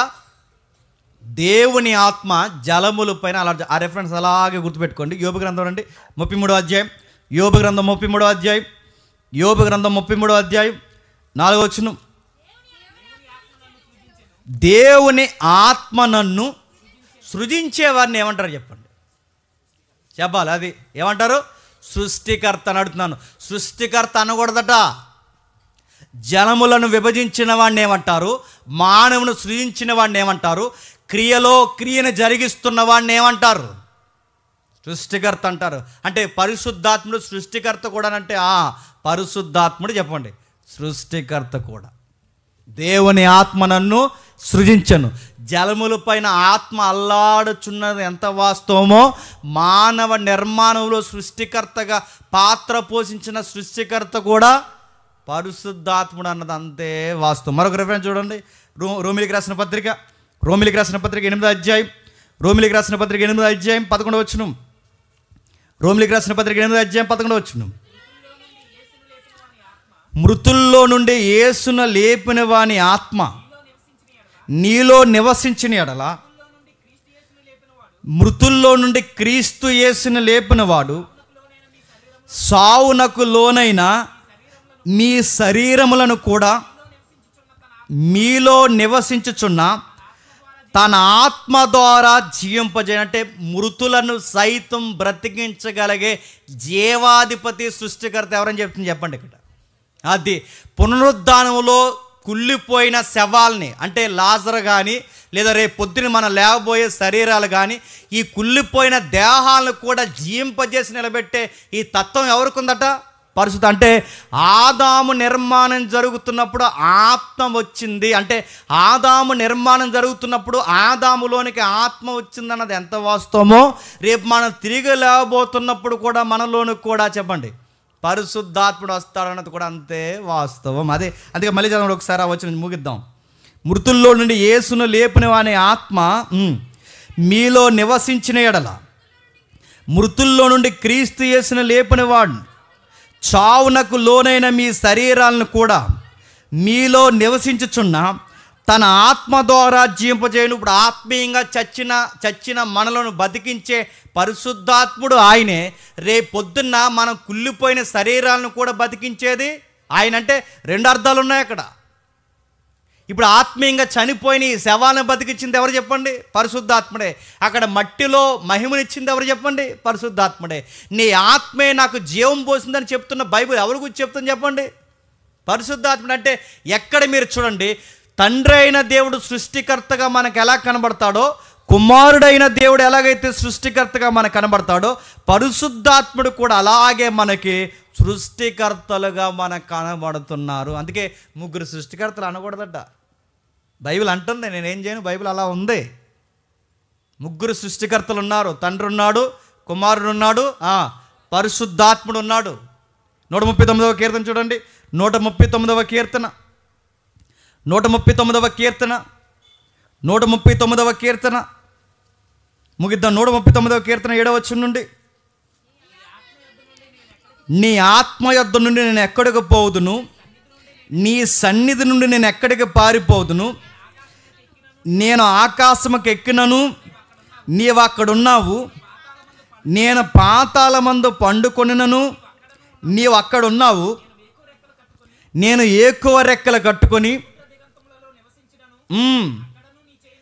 అక్కడను నీ చెయ్యి నన్ను నడిపించను. ముగిద్దాం. ఏమంటున్నాడు చూడండి, అక్కడ రెండు కలిపి రాశాడు చూడండి. నీ ఆత్మ యొద్ద నుండి నేను ఎక్కడికి పోదును, నీ సన్నిధి నుండి నేను ఎక్కడికి పారిపోదును. అంటే తండ్రి గూర్చి ఏ పదాలైతే వాడాడు అదే పదాలు ఎవరికి వాడుతున్నారండి? పరిశుద్ధాత్ముడికి. ఏమని కింద వాడుతున్నారు చూడండి, ఆకాశమునకు ఎక్కినను నీవు అక్కడ ఉన్నావు. నువ్వు ఉండడమే కాదు, నేను ఆకాశానికి ఎక్కిపోతే అక్కడ నువ్వు ఉంటావు అన్నది ఎంత వాస్తవమో, నీ పరిశుద్ధాత్ముడు ఉంటాడు అన్నది కూడా అంతే వాస్తవం. నువ్వు ఉన్న కాడ పరిశుద్ధాత్ముడు ఉన్నాడు, పరిశుద్ధాత్ముడు ఉన్న కాడ నువ్వున్నావు, మీ ఇద్దరు ఉన్న దగ్గర కుమారుడు ఉన్నాడు. మీ ముగ్గురు ఎక్కడున్నా ఆ నిత్యత్వం అక్కడ ఉందని ఎంత చక్కగా గ్రంథకర్తలు రాస్తున్నారండి. ఎంత చక్కగా మనకు అర్థమయ్యే రాస్తున్నారు చూడండి. ఇదిగో నీ ఆత్మ ఉంది, నేను ఎక్కడ పోదునంటే నీ కను దృష్టిలోంచి నేను ఎలాగైతే తప్పించుకోలేనో నీ ఆత్మ దృష్టిలో నుంచి కూడా నేను అలాగే తప్పించుకో. ఈ లక్షణాలన్నీ ఎవరికి ఉన్నాయి చెప్పండి? తండ్రికి ఉన్నాయి చెప్పండి, కుమారుడికి ఉన్నాయి చెప్పండి, పరిశుద్ధాత్మ. నేను కుమారుడి గురించి చెప్పట్లేదు. అంటే ఈ లక్షణాలన్నీ కుమారుడికి తండ్రికి ఉన్న లక్షణాలన్నీ ఎవరికి ఉన్నాయి చెప్పండి? పరిశుద్ధాత్ముడికి ఉన్నాయి. ఇందులో భాగమే మన దొల్ల సంఘంలో మన సహోదరులు దొడ్డ ప్రసాద్ గారి సంఘంలో ఆ రోజు ఫస్ట్ అంటే జనవరి 1కి నేను ఈ మెసేజ్ చెప్తే, ఇందులో ఒక భాగం నేను చెప్తే అది కట్ చేసి మనకి రీల్స్ పెడితే చాలామంది తమ్ముళ్ళు నాకు పెడుతున్నారు. అందుకే మీ క్లారిటీ కోసం మీకని చెప్తున్నాను, వాళ్ళకి కాదు మీకు చెప్తున్నాను. ముగ్గురు చెప్పండి వేరుగా ఉన్నారు. ఏదో అని ఇలా అనేసారని అంటే ఇలాగనేది చూడు నడుగుతున్నాను, ఇది చూడు, అలా లేదు. వాళ్ళు అన్నట్లేదు, ఒక ట్యాగ్ ఇచ్చేస్తే అయిపోతున్నట్టు సిద్ధాంతం ఇది. దీన్ని కూర్చొని దీన్ని ధ్యానించిన మొదలు పెడితే తరాలు ధ్యానించిన త్రిత్వం కోసం ఏమన్నారు తెలుసా? సముద్రం ఒడ్డు నిలబడి నీరంతా తోడేస్తే సముద్రంలో, బాగా వినండి, సముద్రంలో నీరన్నా అయిపోద్ది. కానీ చెప్పండి, ఈ త్రిత్వాన్ని గురించి ఇంకా అర్థం చేసుకోవాల్సింది చాలా మిగిలిపోయి ఉంటుంది. అదే త్రిత్వం అంటే. చాలామందికి మనం కన్ఫ్యూజ్ అయిపోయింది తెలుసా? కన్ఫ్యూజ్ అయిపోతే చెప్పిన ఆయన అంటే అంతగా ఇమిడిపోయి ఉంది వాళ్ళ ముగ్గురు వ్యక్తిత్వాలు. అందుకే కన్ఫ్యూజ్ అయిపోయారు. కొన్నిసార్లు ఈ పాత నిబంధన ప్రవచనాలు క్రొత్త నిబంధనలో క్లైమ్ చేస్తున్నప్పుడు ఈక్వల్గా అవే రెఫరెన్స్. అంటే ఇప్పుడు మనం వాడని చూసారా? ఇప్పుడు పరిశుద్ధాత్మ గురించి ఏ రెఫరెన్స్ అయితే మనం చూసి మనం వాడుతున్నామో, లేదా ఏ రెఫరెన్స్ అయితే మనం చదువుతున్నామో, నువ్వు ఎక్కడికి పోయినా నువ్వు అక్కడ ఉన్నావని ఇలాంటి క్లైమ్ చేసే రెఫరెన్స్ ఎలా అవుతున్నావో, ఇదే రెఫరెన్స్ కుమారుని గురించి వాడేసరికి వీళ్ళు ఏమనుకున్నారంటే ఈయన అనుకున్నారు. మనం చదువుకున్నప్పుడు మనం రిలీజ్ చేసిన ఫస్ట్ సాంగ్లో ఈ గలిలయ సముద్రం మీద ప్రభు అయిన యేసుక్రీస్తు వారు నడిచి వస్తున్నప్పుడు ఇదే సందర్భాన్ని కీర్తనలో ఉంటుంది. అదే సందర్భంలో కీర్తనలో ఉన్నప్పుడు సేమ్ అవే రెఫరెన్స్ గ్రంథకర్తలు కోట్ చేస్తుంటారు, వ్యాఖ్యానకర్తలు కోట్ చేస్తుంటారు. అంటే ఇలాంటి ఈక్వాలిటీ ఎప్పుడైతే చూస్తారో వీళ్ళు ఏమనుకున్నారంటే ఈయన అనుకున్నారు.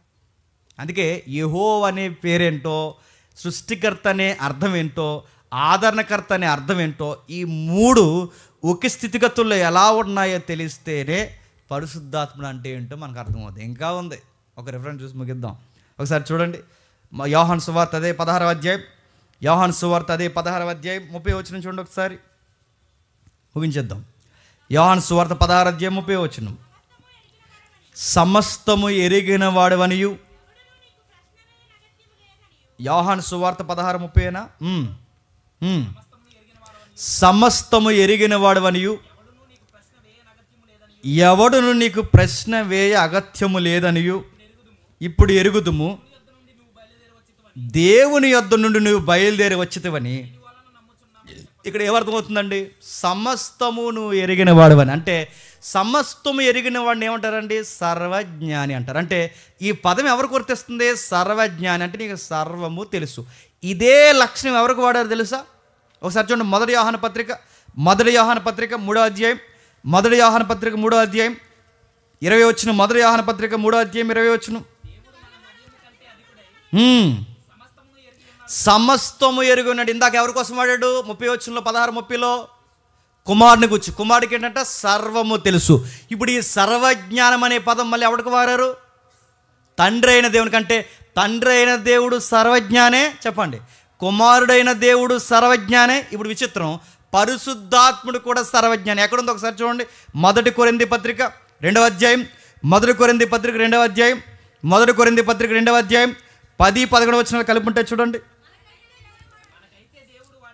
మనకైతే దేవుడు వాటిని తన ఆత్మ వలన బయలుపరిచి ఉన్నాడు. ఆ ఆత్మ అన్నిటినీ దేవుని మర్మములను కూడా పరిశోధించుచున్నాడు. ఒక మనుషుని సంగతులు అందరూ మనసులున్న మనుషాత్మకే గాని మనుషుల్లో మరి ఎవరికి తెలియను. అలాగే దేవుని సంగతులు దేవుని ఆత్మకే గాని మరి ఎవరికి తెలియవు. సర్వము తెలిసిన వారిలో తండ్రి ఉన్నాడు, సర్వము తెలిసిన వారిలో కుమారుడు ఉన్నాడు. చెప్పండి, సర్వము తెలిసిన వారిలో. ఇప్పుడు చెప్పండి, ఈయనే ఆయన. మరొక వింతైన మాట, అసలు పరిశుద్ధాత్ముడు నిన్ను కమ్ముకొను, ఆ పరిశుద్ధాత్ముడు కమ్ముకున్న తర్వాత నువ్వు కుమారుడిని కందు అన్నాడు. అంటే పరిశుద్ధాత్ముడు వేరుగా ఉన్నాడు, కుమారుడు వేరుగా ఉన్నాడు. తండ్రి ఇది చెప్పమని పంపించాడని గాబ్రియల్ చెప్తున్నప్పుడు తండ్రి వేరుగా ఉన్నాడు. మరో వింతైన మాట, అందరికీ సుపరిచితమైన మాట నేను చెప్తున్నాను, సుపరిచితమైన మాటే. ప్రభు అయిన యేసుక్రీస్తు వారు బాప్టిజం తీసుకోవడానికి ఒడ్డుకు వచ్చినప్పుడు పరలోకం నుంచి తండ్రి మాట్లాడుతున్నాడు, కుమారుడు నీటిలో నిలబడున్నాడు, పరిశుద్ధాత్ముడు పాముర ఆకారంలో వచ్చి నడుతున్నాడు. ఆయన ఈయన అయితే మరి ఆయన ఎవరు మాట్లాడేది? ఆ మాట్లాడే ఆయన ఈయన అయితే నడుతున్నాను. ఈయనెవరు? ఈ వస్తున్న పరిశుద్ధాత్ముడు అంటే నటిస్తున్నాడా? దాన్నే మీ అవతారం సబ్జెక్ట్ చెప్తే నటిస్తున్నాడనే చెప్పాలి. కానీ ఎవరికి వాళ్ళే వేరుగా ఉన్నారంటే బైబిల్ చెప్తుంది. ముగ్గురు ఉన్నారు, ముగ్గురు సృష్టికర్తలుగా ఉన్నారు, ముగ్గురు ఒకే నామం కలిగి ఉన్నారు, ముగ్గురు సర్వజ్ఞానం కలిగి ఉన్నారు. ఈ చిత్రం ఏంటో తెలుసా? ముగ్గురు జీవాధిపతులుగా ఉన్నారు. మానవ నిర్మాణంలో తండ్రి అయిన దేవుడే కాదు, కుమారుడైన దేవుడే కాదు, చెప్పండి, పరిశుద్ధాత్ముడు కూడా క్రియాశీలకంగా పనిచేస్తాడు. మరొక్క మాట చూసి ముగించేద్దాం ఒకసారి. మొదటి దశలోనిక పత్రిక 5వ అధ్యాయం, మొదటి దశలోనిక పత్రిక 5వ అధ్యాయం 23వ వచనం చూడండి. ఇంకా చాలా ఉంది, నేను చెప్పట్లేదు. మొదటి దశలోనిక పత్రిక 5వ అధ్యాయం 23వ వచనం. సమాధానకర్తయగు దేవుడే మిమ్మును సంపూర్ణముగా పరిశుద్ధపరచునుగాక, మీ ఆత్మయు శరీరమును మన ప్రభు అయిన యేసుక్రీస్తు రాకడయందు సంపూర్ణముగాను ఉండునట్లు కాపాడుబడునుగాక. మళ్ళీ ఒకసారి చదువుదాం. 5వ అధ్యాయం 23వ వచనం. సమాధానకర్తయగు దేవుడే మిమ్మల్ని సంపూర్ణంగా పరిశుద్ధపరచబడునుగాక, మీ ఆత్మయు మీ జీవమును శరీరమును మన ప్రభు అయిన యేసుక్రీస్తు రాకడ వరకు నిందారహితముగాను సంపూర్ణముగాను ఉండునట్లు ఏడంటున్నాడండి? ఆయన కాపాడు, కుమారుడు ద్వారా ఆ తండ్రి అయిన దేవుడు మిమ్ములను కాపాడునుగాక నడుతున్నాను. ఆయనే ఈయనని ఎలా ఉందండి? అపోస్తులు బోధలోనే లేదు, ఎక్కడ ఏ పత్రికలో కనబడదు, అసలు అపోస్తుల కార్యంలో కానీ పత్రికలో కానీ మనకు ఎక్కడ కనబడదు. వాళ్ళ ముగ్గురు ప్రస్తావన మనకు కనబడుతుంది. చూడండి, చాలామంది ఇదంతా వదిలేసి మళ్ళీ కొంతమంది వస్తారు ఏమనంటే, అసలు బైబిల్ ఎక్కడైనా యేసు ప్రభు దేవుడు అని ఉందంటే మళ్ళీ ఇదొక టర్ను, మోడలిజం ఒక టర్ను, యెహోవా విట్నెస్లు అదొక టర్ను, ఇదొకటి. మళ్ళీ బైబిల్ ఎక్కడైనా యేసు ప్రభు తనను తాను దేవుడు అని చెప్పుకున్నట్టు ఇదొక బోధ. ఇన్నున్నాయి. వీటి విషయంలో మీకు స్పష్టత లేకుండా అడుగుతున్నాం. తండ్రి, కుమార, పరిశుద్ధాత్మ ఈ ముగ్గురు గురించి స్పష్టత లేకుండా నువ్వు బాప్టిజంలోకి అడుగులు పెడితే నేను అడుగుతున్నాను, ఈ రక్షణలో ఏదో తేడా ఉందన్నమాట. ఇవి మౌలిక సిద్ధాంతాలు అంటారు థియాలజీలో. ఇవి మౌలిక సిద్ధాంతాలు. వీటి గురించి మనం మాట్లాడడం ఎందుకంటే వీటి గురించి మాట్లాడితే మనకు బోరింగ్ సబ్జెక్ట్లా ఉంటుంది. మనకి ఎంతసేపు ఏం కావాలి చెప్పినా మారవా అన్నట్టు ఉండాలి మనకి. అలాగైతే మనకి ఇవాళ బాగా గద్దించారండి నన్ను జేమ్స్ గారు అన్నట్టుంటుంది. అడుగుతున్నాను, నేను గద్దిస్తాడులే, నిన్ను ఓదారుస్తాడులే, నీతో మాట్లాడతాడులే, కానీ నీకన్నిటికీ రక్షణలో బతకాలంటే అసలు నువ్వు నమ్ముతున్న దేవుడు ఏమై ఉన్నాడో నీకు తెలియాలి. తండ్రిగా ఎలా ఉన్నాడో, కుమారుడు ఎలా ఉన్నాడో, పరిశుద్ధాత్ముడు ఎలా ఉన్నాడో, ఈ ముగ్గురు తెలియాలి నీకు. ఎబ్రీ పత్రిక చూడండి 2వ అధ్యాయం, ఎబ్రీ రాసిన పత్రిక 2వ అధ్యాయం 11వ వచనం.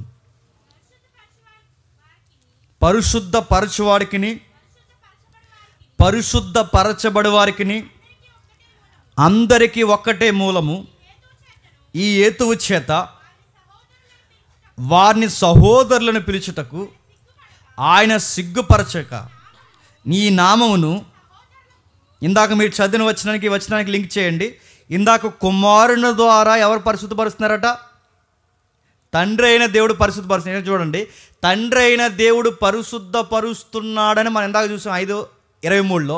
ఇక్కడ మళ్ళీ చూడండి, పరిశుద్ధపరచబడి వారికి ఒకటే మూలం ఎవరట? కుమారుడైన క్రీస్తుని గురించి.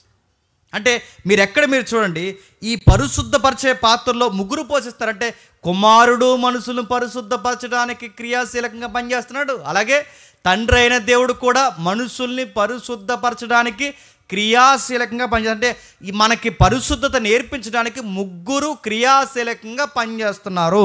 మరో వచనం చూడండి, మొదటి పేతురు పత్రిక 1వ అధ్యాయం 2వ వచనం. మొదటి పేతురు పత్రిక 1వ అధ్యాయం 2వ వచనం. ఆత్మ వలన పరిశుద్ధత పొందిన వారే. ఇప్పుడు ఈ 3 రిఫరెన్స్లు ఏమర్థం అవుతుందండి? దశలోనిక పత్రికలో, ఇందాక దశలోనిక పత్రిక మనం చదువుతున్నప్పుడు పరిశుద్ధపరిచే ప్రాజెక్టులో తండ్రి ఉన్నాడు, పరిశుద్ధపరిచే ప్రాజెక్టులో ఎబ్రీ పత్రిక ప్రకారం కుమారుడు ఉన్నాడు, పరిశుద్ధపరిచే పాత్రలో ప్రాజెక్టులో చెప్పండి పరిశుద్ధ. వీళ్ళు చెప్తున్నాను, ఏ పనైనా వీళ్ళ ముగ్గురులో ఒక్కరు లేరని చూపించండి. ప్రతి పనిలో ఉంటారు, సర్వజ్ఞానంలో ఉన్నారు, నిత్యత్వంలో ఉన్నారు, మనిషిని సృజించడంలో ఉన్నారు, జీవంలో ఉన్నారు, మాట్లాడడంలో ఉన్నారు, జ్ఞానంలో ఉన్నారు, నామంలో ఉన్నారు. ఒక్క దిక్కుని వీళ్ళ ముగ్గురు లేదుగో ఈయన లేడు, ఇది మాత్రమే ఈయన పోసిన ఒక్క రెఫరెన్స్ ఎక్కడ మనకు కనబడదు. ప్రతి పనిలో ఈ ముగ్గురు పాత్ర మనకు కనబడుతుంది. కాకపోతే ఒకే ఈక్వాలిటీలో దీన్ని చదవడంలో విఫలమయ్యాం గనకే దీన్ని అర్థం చేసుకోవడంలో రోజు రోజుకి దుర్బోధలు పుట్టుకొచ్చాయి. నిలబడి ఆలోచించి అడుగుతున్నాండి, ఎప్పుడు దుర్బోధలు ఎలా పుట్టుకొస్తాయంటే మనం ఆల్రెడీ మైండ్లో అక్కడ పెట్టేసుకుని ఇలా చెబుతున్నది మేము వినకూడదు అనుకుంటే అదే దుర్బోధ అవుద్ది. ఒకవేళ మేమే పొరపాట్లు ఉంటే అడుగుతున్నాను, మేమే పొరపాట్లు ఉంటే ఎంతకన్నా స్పష్టంగా రెఫరెన్స్ చూపించండి. తప్పైతే మేము ఒప్పుకుంటాం, మాకేం సిగ్గులేదు. ఇన్ని రోజులు మేము ఎలా అనుకున్నాం మాకు తెలియలేదు, మేము మళ్ళీ ఇప్పుడు మేము నేర్చుకున్నాం, మీరు అన్నట్టే మోడలిజం రైట్ అని ఒప్పుకుంటాం, మాకేం సిగ్గులేదు. ఎంతకన్నా స్పష్టమైన రెఫరెన్స్ ఉండాలి, ఎంతకన్నా స్పష్టమైన రెఫరెన్స్. అలా అనిపిస్తుంది అనకూడదు, అలా అనిపిస్తుంది అనకూడదు, అలా ఉండాలి అక్కడ. అలా అనిపిస్తుంది అని అలా నీకు అనిపిస్తే కుదరదు అయ్యా, అలా ఉండాలి అక్కడ ఉంటేనే. అంటే చూడండి, పరిశుద్ధపరిచే ఆ పాత్రలో ముగ్గురు కనబడుతున్నారు. మరొక వచనం చూద్దామా? ఇది లాస్ట్గా మరొక వచనం చూద్దాం ఒకసారి. చూడండి, మరి సందర్భం రావచ్చు రాకపోవచ్చు. ఆదికాండం 2వ అధ్యాయం 7వ వచనం చూడండి. ఆదికాండం 2వ అధ్యాయం 7వ వచనం. దేవుడైన యెహోవా నేల మట్టితో నరుని నిర్మించి వాని నాసికారంధ్రంలో జీవవాయువును ఊదగా నరుడు జీవాత్మ అయిన వాడి నాసికారంధ్రంలో ఏముదడట? జీవవాయువును ఊదగా నరుడు జీవాత్మ అయిను. ఈ రెఫరెన్స్ మీరు అలాగే పట్టుకోండి. యోహాను సువార్త రండి ఒకసారి. యోహాను సువార్త మొదటి అధ్యాయం మొదటి 3 వచనాలు చదవండి. ఆది యందు వాక్యముండెను, ఆ వాక్యము దేవుని యొద్ద ఉండెను, ఆ వాక్యము దేవుడై ఉండెను, ఆయన ఆది యందు దేవుని యొద్ద ఉండెను, సమస్తము ఆయన మూలం కలిగిన. ఇప్పుడు మీకు సెన్స్ అర్థమైతే చెప్పాలి. ఈ 2 రిఫరెన్స్ ఎందుకు చూపించాను చెప్పండి. సమస్తము ఆయన మూలం కలిగిన అంటే ఇప్పుడు ఆదాము నిర్మాణం జరుగుతున్నప్పుడు పక్కన ఎవరున్నాడు చెప్పాలి. ఆయన ఉన్నాడు. ఎవరున్నారు చెప్పండి? కుమారుడైన క్రీస్తు అక్కడ ఉన్నాడు. ఆయన లేకుండా ఏది కలగలేదంటే ఇప్పుడు ఆదాము నిర్మాణం జరుగుతున్నప్పుడు కూడా ఎవరున్నట్టు? పారుసు. అందుకేనండి ఈ ఆంధ్ర క్రైస్తవ కీర్తనలు ఆ రోజుల్లో వీళ్ళకి పెద్దలకి ఈ విషయాలు అర్థమయ్యే కనుకే వాళ్ళ ఆ త్రాహిమం సాంగ్స్ పాడుతున్నప్పుడు కొన్ని కీర్తనలు ఆంధ్ర క్రైస్తవ కీర్తనలో ఈ ముగ్గురు తత్వాలు కలిపి ఆ రోజుల్లోనే ఎంత చక్కగా పెద్ద పెద్ద థియాలజీ పదాలు కూడా చక్కగా ఒక పాటగా రాసి పడేశారండి ఆ రోజుల్లోనే. అందుకే పాత పాటలు అంటే జ్ఞానం వస్తుంది. ఇప్పుడు పాటలు అంటే జ్ఞానం వస్తుంది. అప్పుడు పెద్దలు వాళ్ళ వాక్యాన్నే పాటగా రాసేవారు, వాక్యాన్నే చొప్పించేవారు, ఆ ట్యూన్లో వాక్యాన్నే కూర్చోబెట్టేవారు. అప్పుడేనండి అది ఇతరులకి లేదు వినేవాడికి వాక్యము బోధపడేలా పనిచేస్తుంది. ఇప్పుడు పాటలు అలా లేవు. వాళ్ళ పాటలు ఆ రోజుల్లో కొన్ని పాటలు వింటుంటే ఆ త్రాహిమాంలో ఈ త్రిత్వానికి వచ్చిన పాట ఆ రోజుల్లోనే వీళ్ళంత బాగా ఎలా రాయగలరు అంటే వాళ్ళకి దేవుడు అంతగా తనను తాను బయలుపరుచుకున్నాడు. అంటే ప్రభు అయిన యేసుక్రీస్తు వారు ఆ రోజుల్లోనే అప్పటికే ఉన్నాడంటే ఆ రోజుల్లో ఏంటి? నువ్వు నేను పుట్టకముందే, సృష్టి పుట్టకముందే, అసలు ప్రారంభం అన్నది లేకముందే ఎల్లప్పుడూ తండ్రి యొద్ద ఉన్నవాడు. అందుకే ఆయన కూడా సృష్టికర్త. అదే యోహాను సువార్త 5వ అధ్యాయం 21వ వచనం చూడండి. అదే యోహాను సువార్త 5వ అధ్యాయం 21వ వచనం. మృతులను ఎలాగూ లేపి బ్రతికించునో కుమారుడును తనకిష్టం వచ్చిన వారిని బ్రతికించును. బాగా వినండి.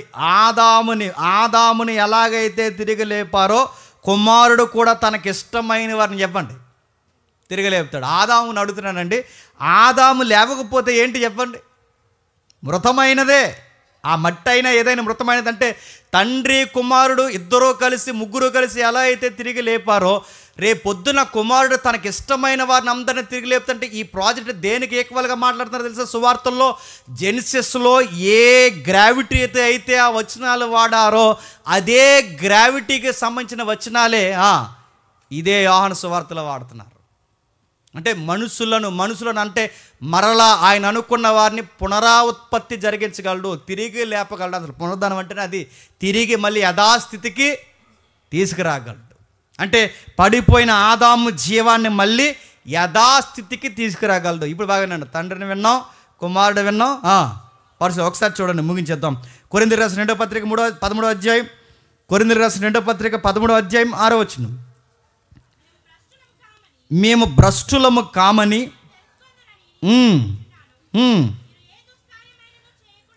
మీరు ఏ దుష్కార్యము చేయకుండా వలనని దేవుణ్ణి ప్రార్థించుచున్నాం. 2వ కొరింథీ పత్రిక 13:6. చదవండి, చదువు.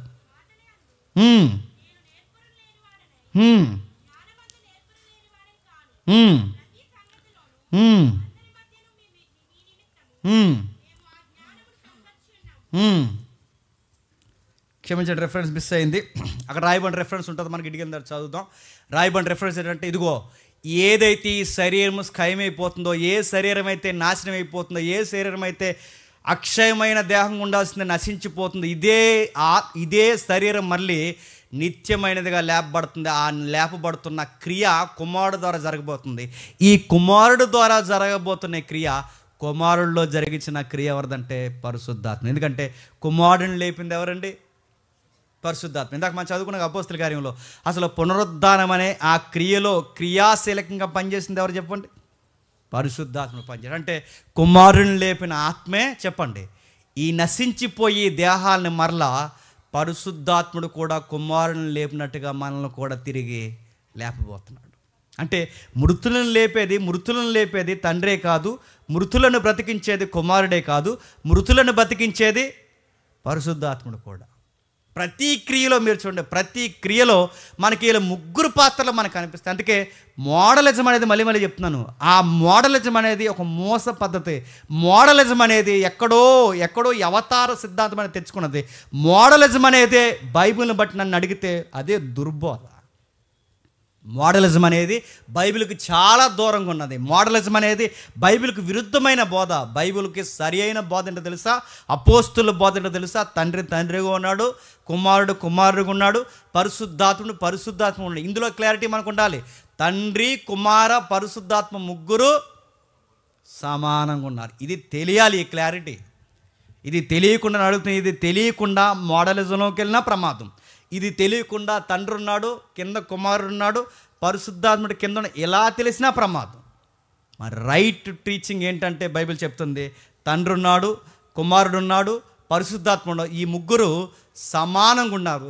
ఈ ముగ్గురు నిన్ను పరిశుద్ధపరచడంలో పాత్ర పోషిస్తారు. ఈ ముగ్గురు నిన్ను రక్షించడంలో పాత్ర పోషిస్తారు. ఈ ముగ్గురు నిన్ను సృష్టించడంలో కూడా పాత్ర పోషించారు. ఈ ముగ్గురు రేపు మరణించిన తర్వాత నిన్ను తిరిగి లేపడంలో కూడా పాత్ర పోషిస్తారు. ఈ ముగ్గురు నువ్వు ఎక్కడికి పోయినా అక్కడ ఉంటారు. ఈ ముగ్గురికి ఆ లక్షణాలు ఉన్నాయి. అందుకే ఈ ముగ్గురు సృష్టికర్తలుగా మనకు కనబడుతుంది. ఇప్పుడు డౌట్ వచ్చేస్తుంది, ఏమనంటే మనకు ముగ్గురు దేవుళ్ళ అని. దానికి ఒక గంట పడుతుంది. మనకు ముగ్గురు దేవుళ్ళు అంటే కాదు, ఒక్కడే దేవుడు. నేను చాలాసార్లు చెప్పిందే మళ్ళీ చెప్పి నేను ముగిస్తున్నాను. మనకు ఒక్కడే దేవుడు. ఆ ఒక్క దేవుడు అన్న శబ్దానికే ఏకాద్ అంటారు దాన్ని. ఆ ఒక్క దాంట్లోనే ముగ్గురు వ్యక్తిత్వాలు ఉన్నాయి. ఒక్క దేవుడు అంటే దైవత్వం. బైబిల్ దైవత్వం అనేది ఒక్కటే. బైబిల్ దైవత్వం అనేది ఒక్కటే. వ్యక్తిత్వాలే చెప్పండి 3 ఉన్నాయి. దైవత్వం అనేది ఒక్కటే, వ్యక్తిత్వాలే 3 ఉన్నాయి. ఎలా అన్న మాకు అర్థమవుతుంది. నేను చాలాసార్లు చెప్తుంది, మీకు చెప్తున్నాను. మనం అందరం మనుషులమైన మన అందరికీ మానవత్వం ఒక్కటే. కానీ వ్యక్తులకు వచ్చేసరికి సురేష్ వేరు, జేమ్స్ వేరు, మరొక సహోదరుడు వేరు. అంటే వ్యక్తులకు వచ్చేసరికి వ్యక్తులుగా వేరు, కానీ మానవులకు వచ్చేసరికి మానవత్వం అనేది ఒకటే. మానవులుగా ఎంతమంది ఉన్నా మానవత్వం అనేది ఒక్కటిగా ఎలా పిలువబడుతుందో, వ్యక్తులుగా వీళ్ళ ముగ్గురున్న దైవత్వం అనేది ఒక్కటే. దాన్నే నేనే దేవుడు అన్న పదమే బైబిల్లో వాడబడింది. దాన్నే ఏకాద్ అంటాడు. ఓయ్ ఇశ్రాయేలు వినుము, నీ దేవుడు ఒక్కడై ఉన్నాడు, ఏకరీతిగా ఉన్నాడు, నిన్న నేడు నిరంతరం ఏకరీతిగా ఉన్నాడు. ఈ పదాలన్నీ ఆ ఒక్క వ్యక్తిత్వాన్ని ఆ ఒక్క దైవత్వాన్ని చూపిస్తూ ముగ్గురు వ్యక్తిత్వాన్ని నిలువరించే బైబిల్ తత్వమే మనకు ఘోషిస్తున్న బైబిల్ చెబుతున్న దైవత్వం. ఇది అర్థం చేసుకోకపోతే నేను చెప్తున్నాను. ఒకవేళ ఈ క్లారిటీ మీకు లేకపోతే మీరు బాప్టిజాల్లో ఏ సెన్స్తో మీరు బాప్టిజం తీసుకున్నారో నాకు తెలియదు. ఒకవేళ ఎవరైనా ఇప్పటికే మీరు బాప్టిజాలు ఎవరైనా తీసుకొని మీకు ఈ సెన్స్ తెలియకుండా, అంటే తండ్రి తండ్రిగా, కుమారుడు కుమారుడుగా, పరిశుద్ధాత్ముడు పరిశుద్ధాత్ముడిగా ఈ ఒప్పుకోలు లేకుండా ఒకవేళ మీరు బాప్టిజాలు తీసుకుంటే ఆయన ఈయన, చాలామందికి తండ్రి తెలియదు, చాలామందికి కుమారుడు తెలియదు, చాలామందికి కుమారుడు తెలిసిన పరిశుద్ధాత్మ తెలియదు. ఈ మూడు క్లారిటీ లేకుండా మీరు బాప్టిజాలు పొందితే నడుతున్నాను మీ రక్షణని దేవుడే తీర్పు తీర్చునుగాక. ఒకవేళ మీ ముగ్గురు నడుతున్నాను, ఈ ముగ్గురి మీద మీకు సరైన అవగాహన లేకుండా మీరు బాప్టిజంలోకి అడుగులు పెడితే మాకు డౌట్ వచ్చిందనియా, ఇప్పుడు మేము ఒప్పుకోలు అలా లేదు, అసలు తండ్రి కుమారుడు ఒక్కటే అనుకుని మేము బాప్టిజం పొందేస్తాం అని మీకు ఏమైనా డౌట్ ఉంటే రెండోసారి బాప్టిజాలు తీసుకోండి, తప్పేం కాదు. ఎందుకంటే ఒకరోజు పౌలు గారు పై ప్రాంతాల్లో తిరిగి తిరిగి వచ్చి మీరు ఆత్మను పొందుకున్నారా అని అడిగినప్పుడు వాళ్ళు అంటారు ఆత్మ అంటే ఏంటి అని అడుగుతారు. ఇలాంటి సబ్జెక్ట్ ఎత్తుకున్నాడు ఆ రోజు ఆయన. చాలామందికి ఈరోజు అర్థమే ఉండదులేండి నాకు తెలిసి. ఆత్మ అంటే ఏంటి అని అడిగితే అప్పుడు అన్నారు ఆత్మ అంటే ఏంటి అంటారు, మరి ఇన్ని రోజులు మీరు సువార్త ఎలా విన్నారు అన్నాడు. అంటే కుమారుడు గుచ్చే మేము విన్నాం అన్నారు. ఆత్మ అని ఒక ఆయన ఉన్నాడు మీకు తెలియదా, తెలియదు అన్నారు. అయితే మీకు బాప్టిజాలు చాలు, రండి మీరు బాప్టిజం మరలా తీసుకోండి. అందుకే క్లారిటీ, ఇవి రక్షణ సిద్ధాంతాలకు మూలాలు. ఒకవేళ ఈ సిద్ధాంతం విషయంలో మీకు ఏమైనా అరమరికలు ఉంటే, మరలా మీకు ఏదన్నా లూప్ హోల్స్ మీకు ఏమైనా కనబడితే సహోదరులు ఉంటారు, అడగండి, మీ జవాబులు తెలుసుకోండి, బాప్టిజంలోకి అడుగులు వేయండి. అలాగే మోకాలు వేయగలిగిన వారు మోకాలు వేయండి, మోకాలు లేని వారు లేచి నిలబడండి. విన్న మాటలను ధ్యానిస్తూ ఒకసారి మిమ్మల్ని మీరు పరీక్షించుకోండి.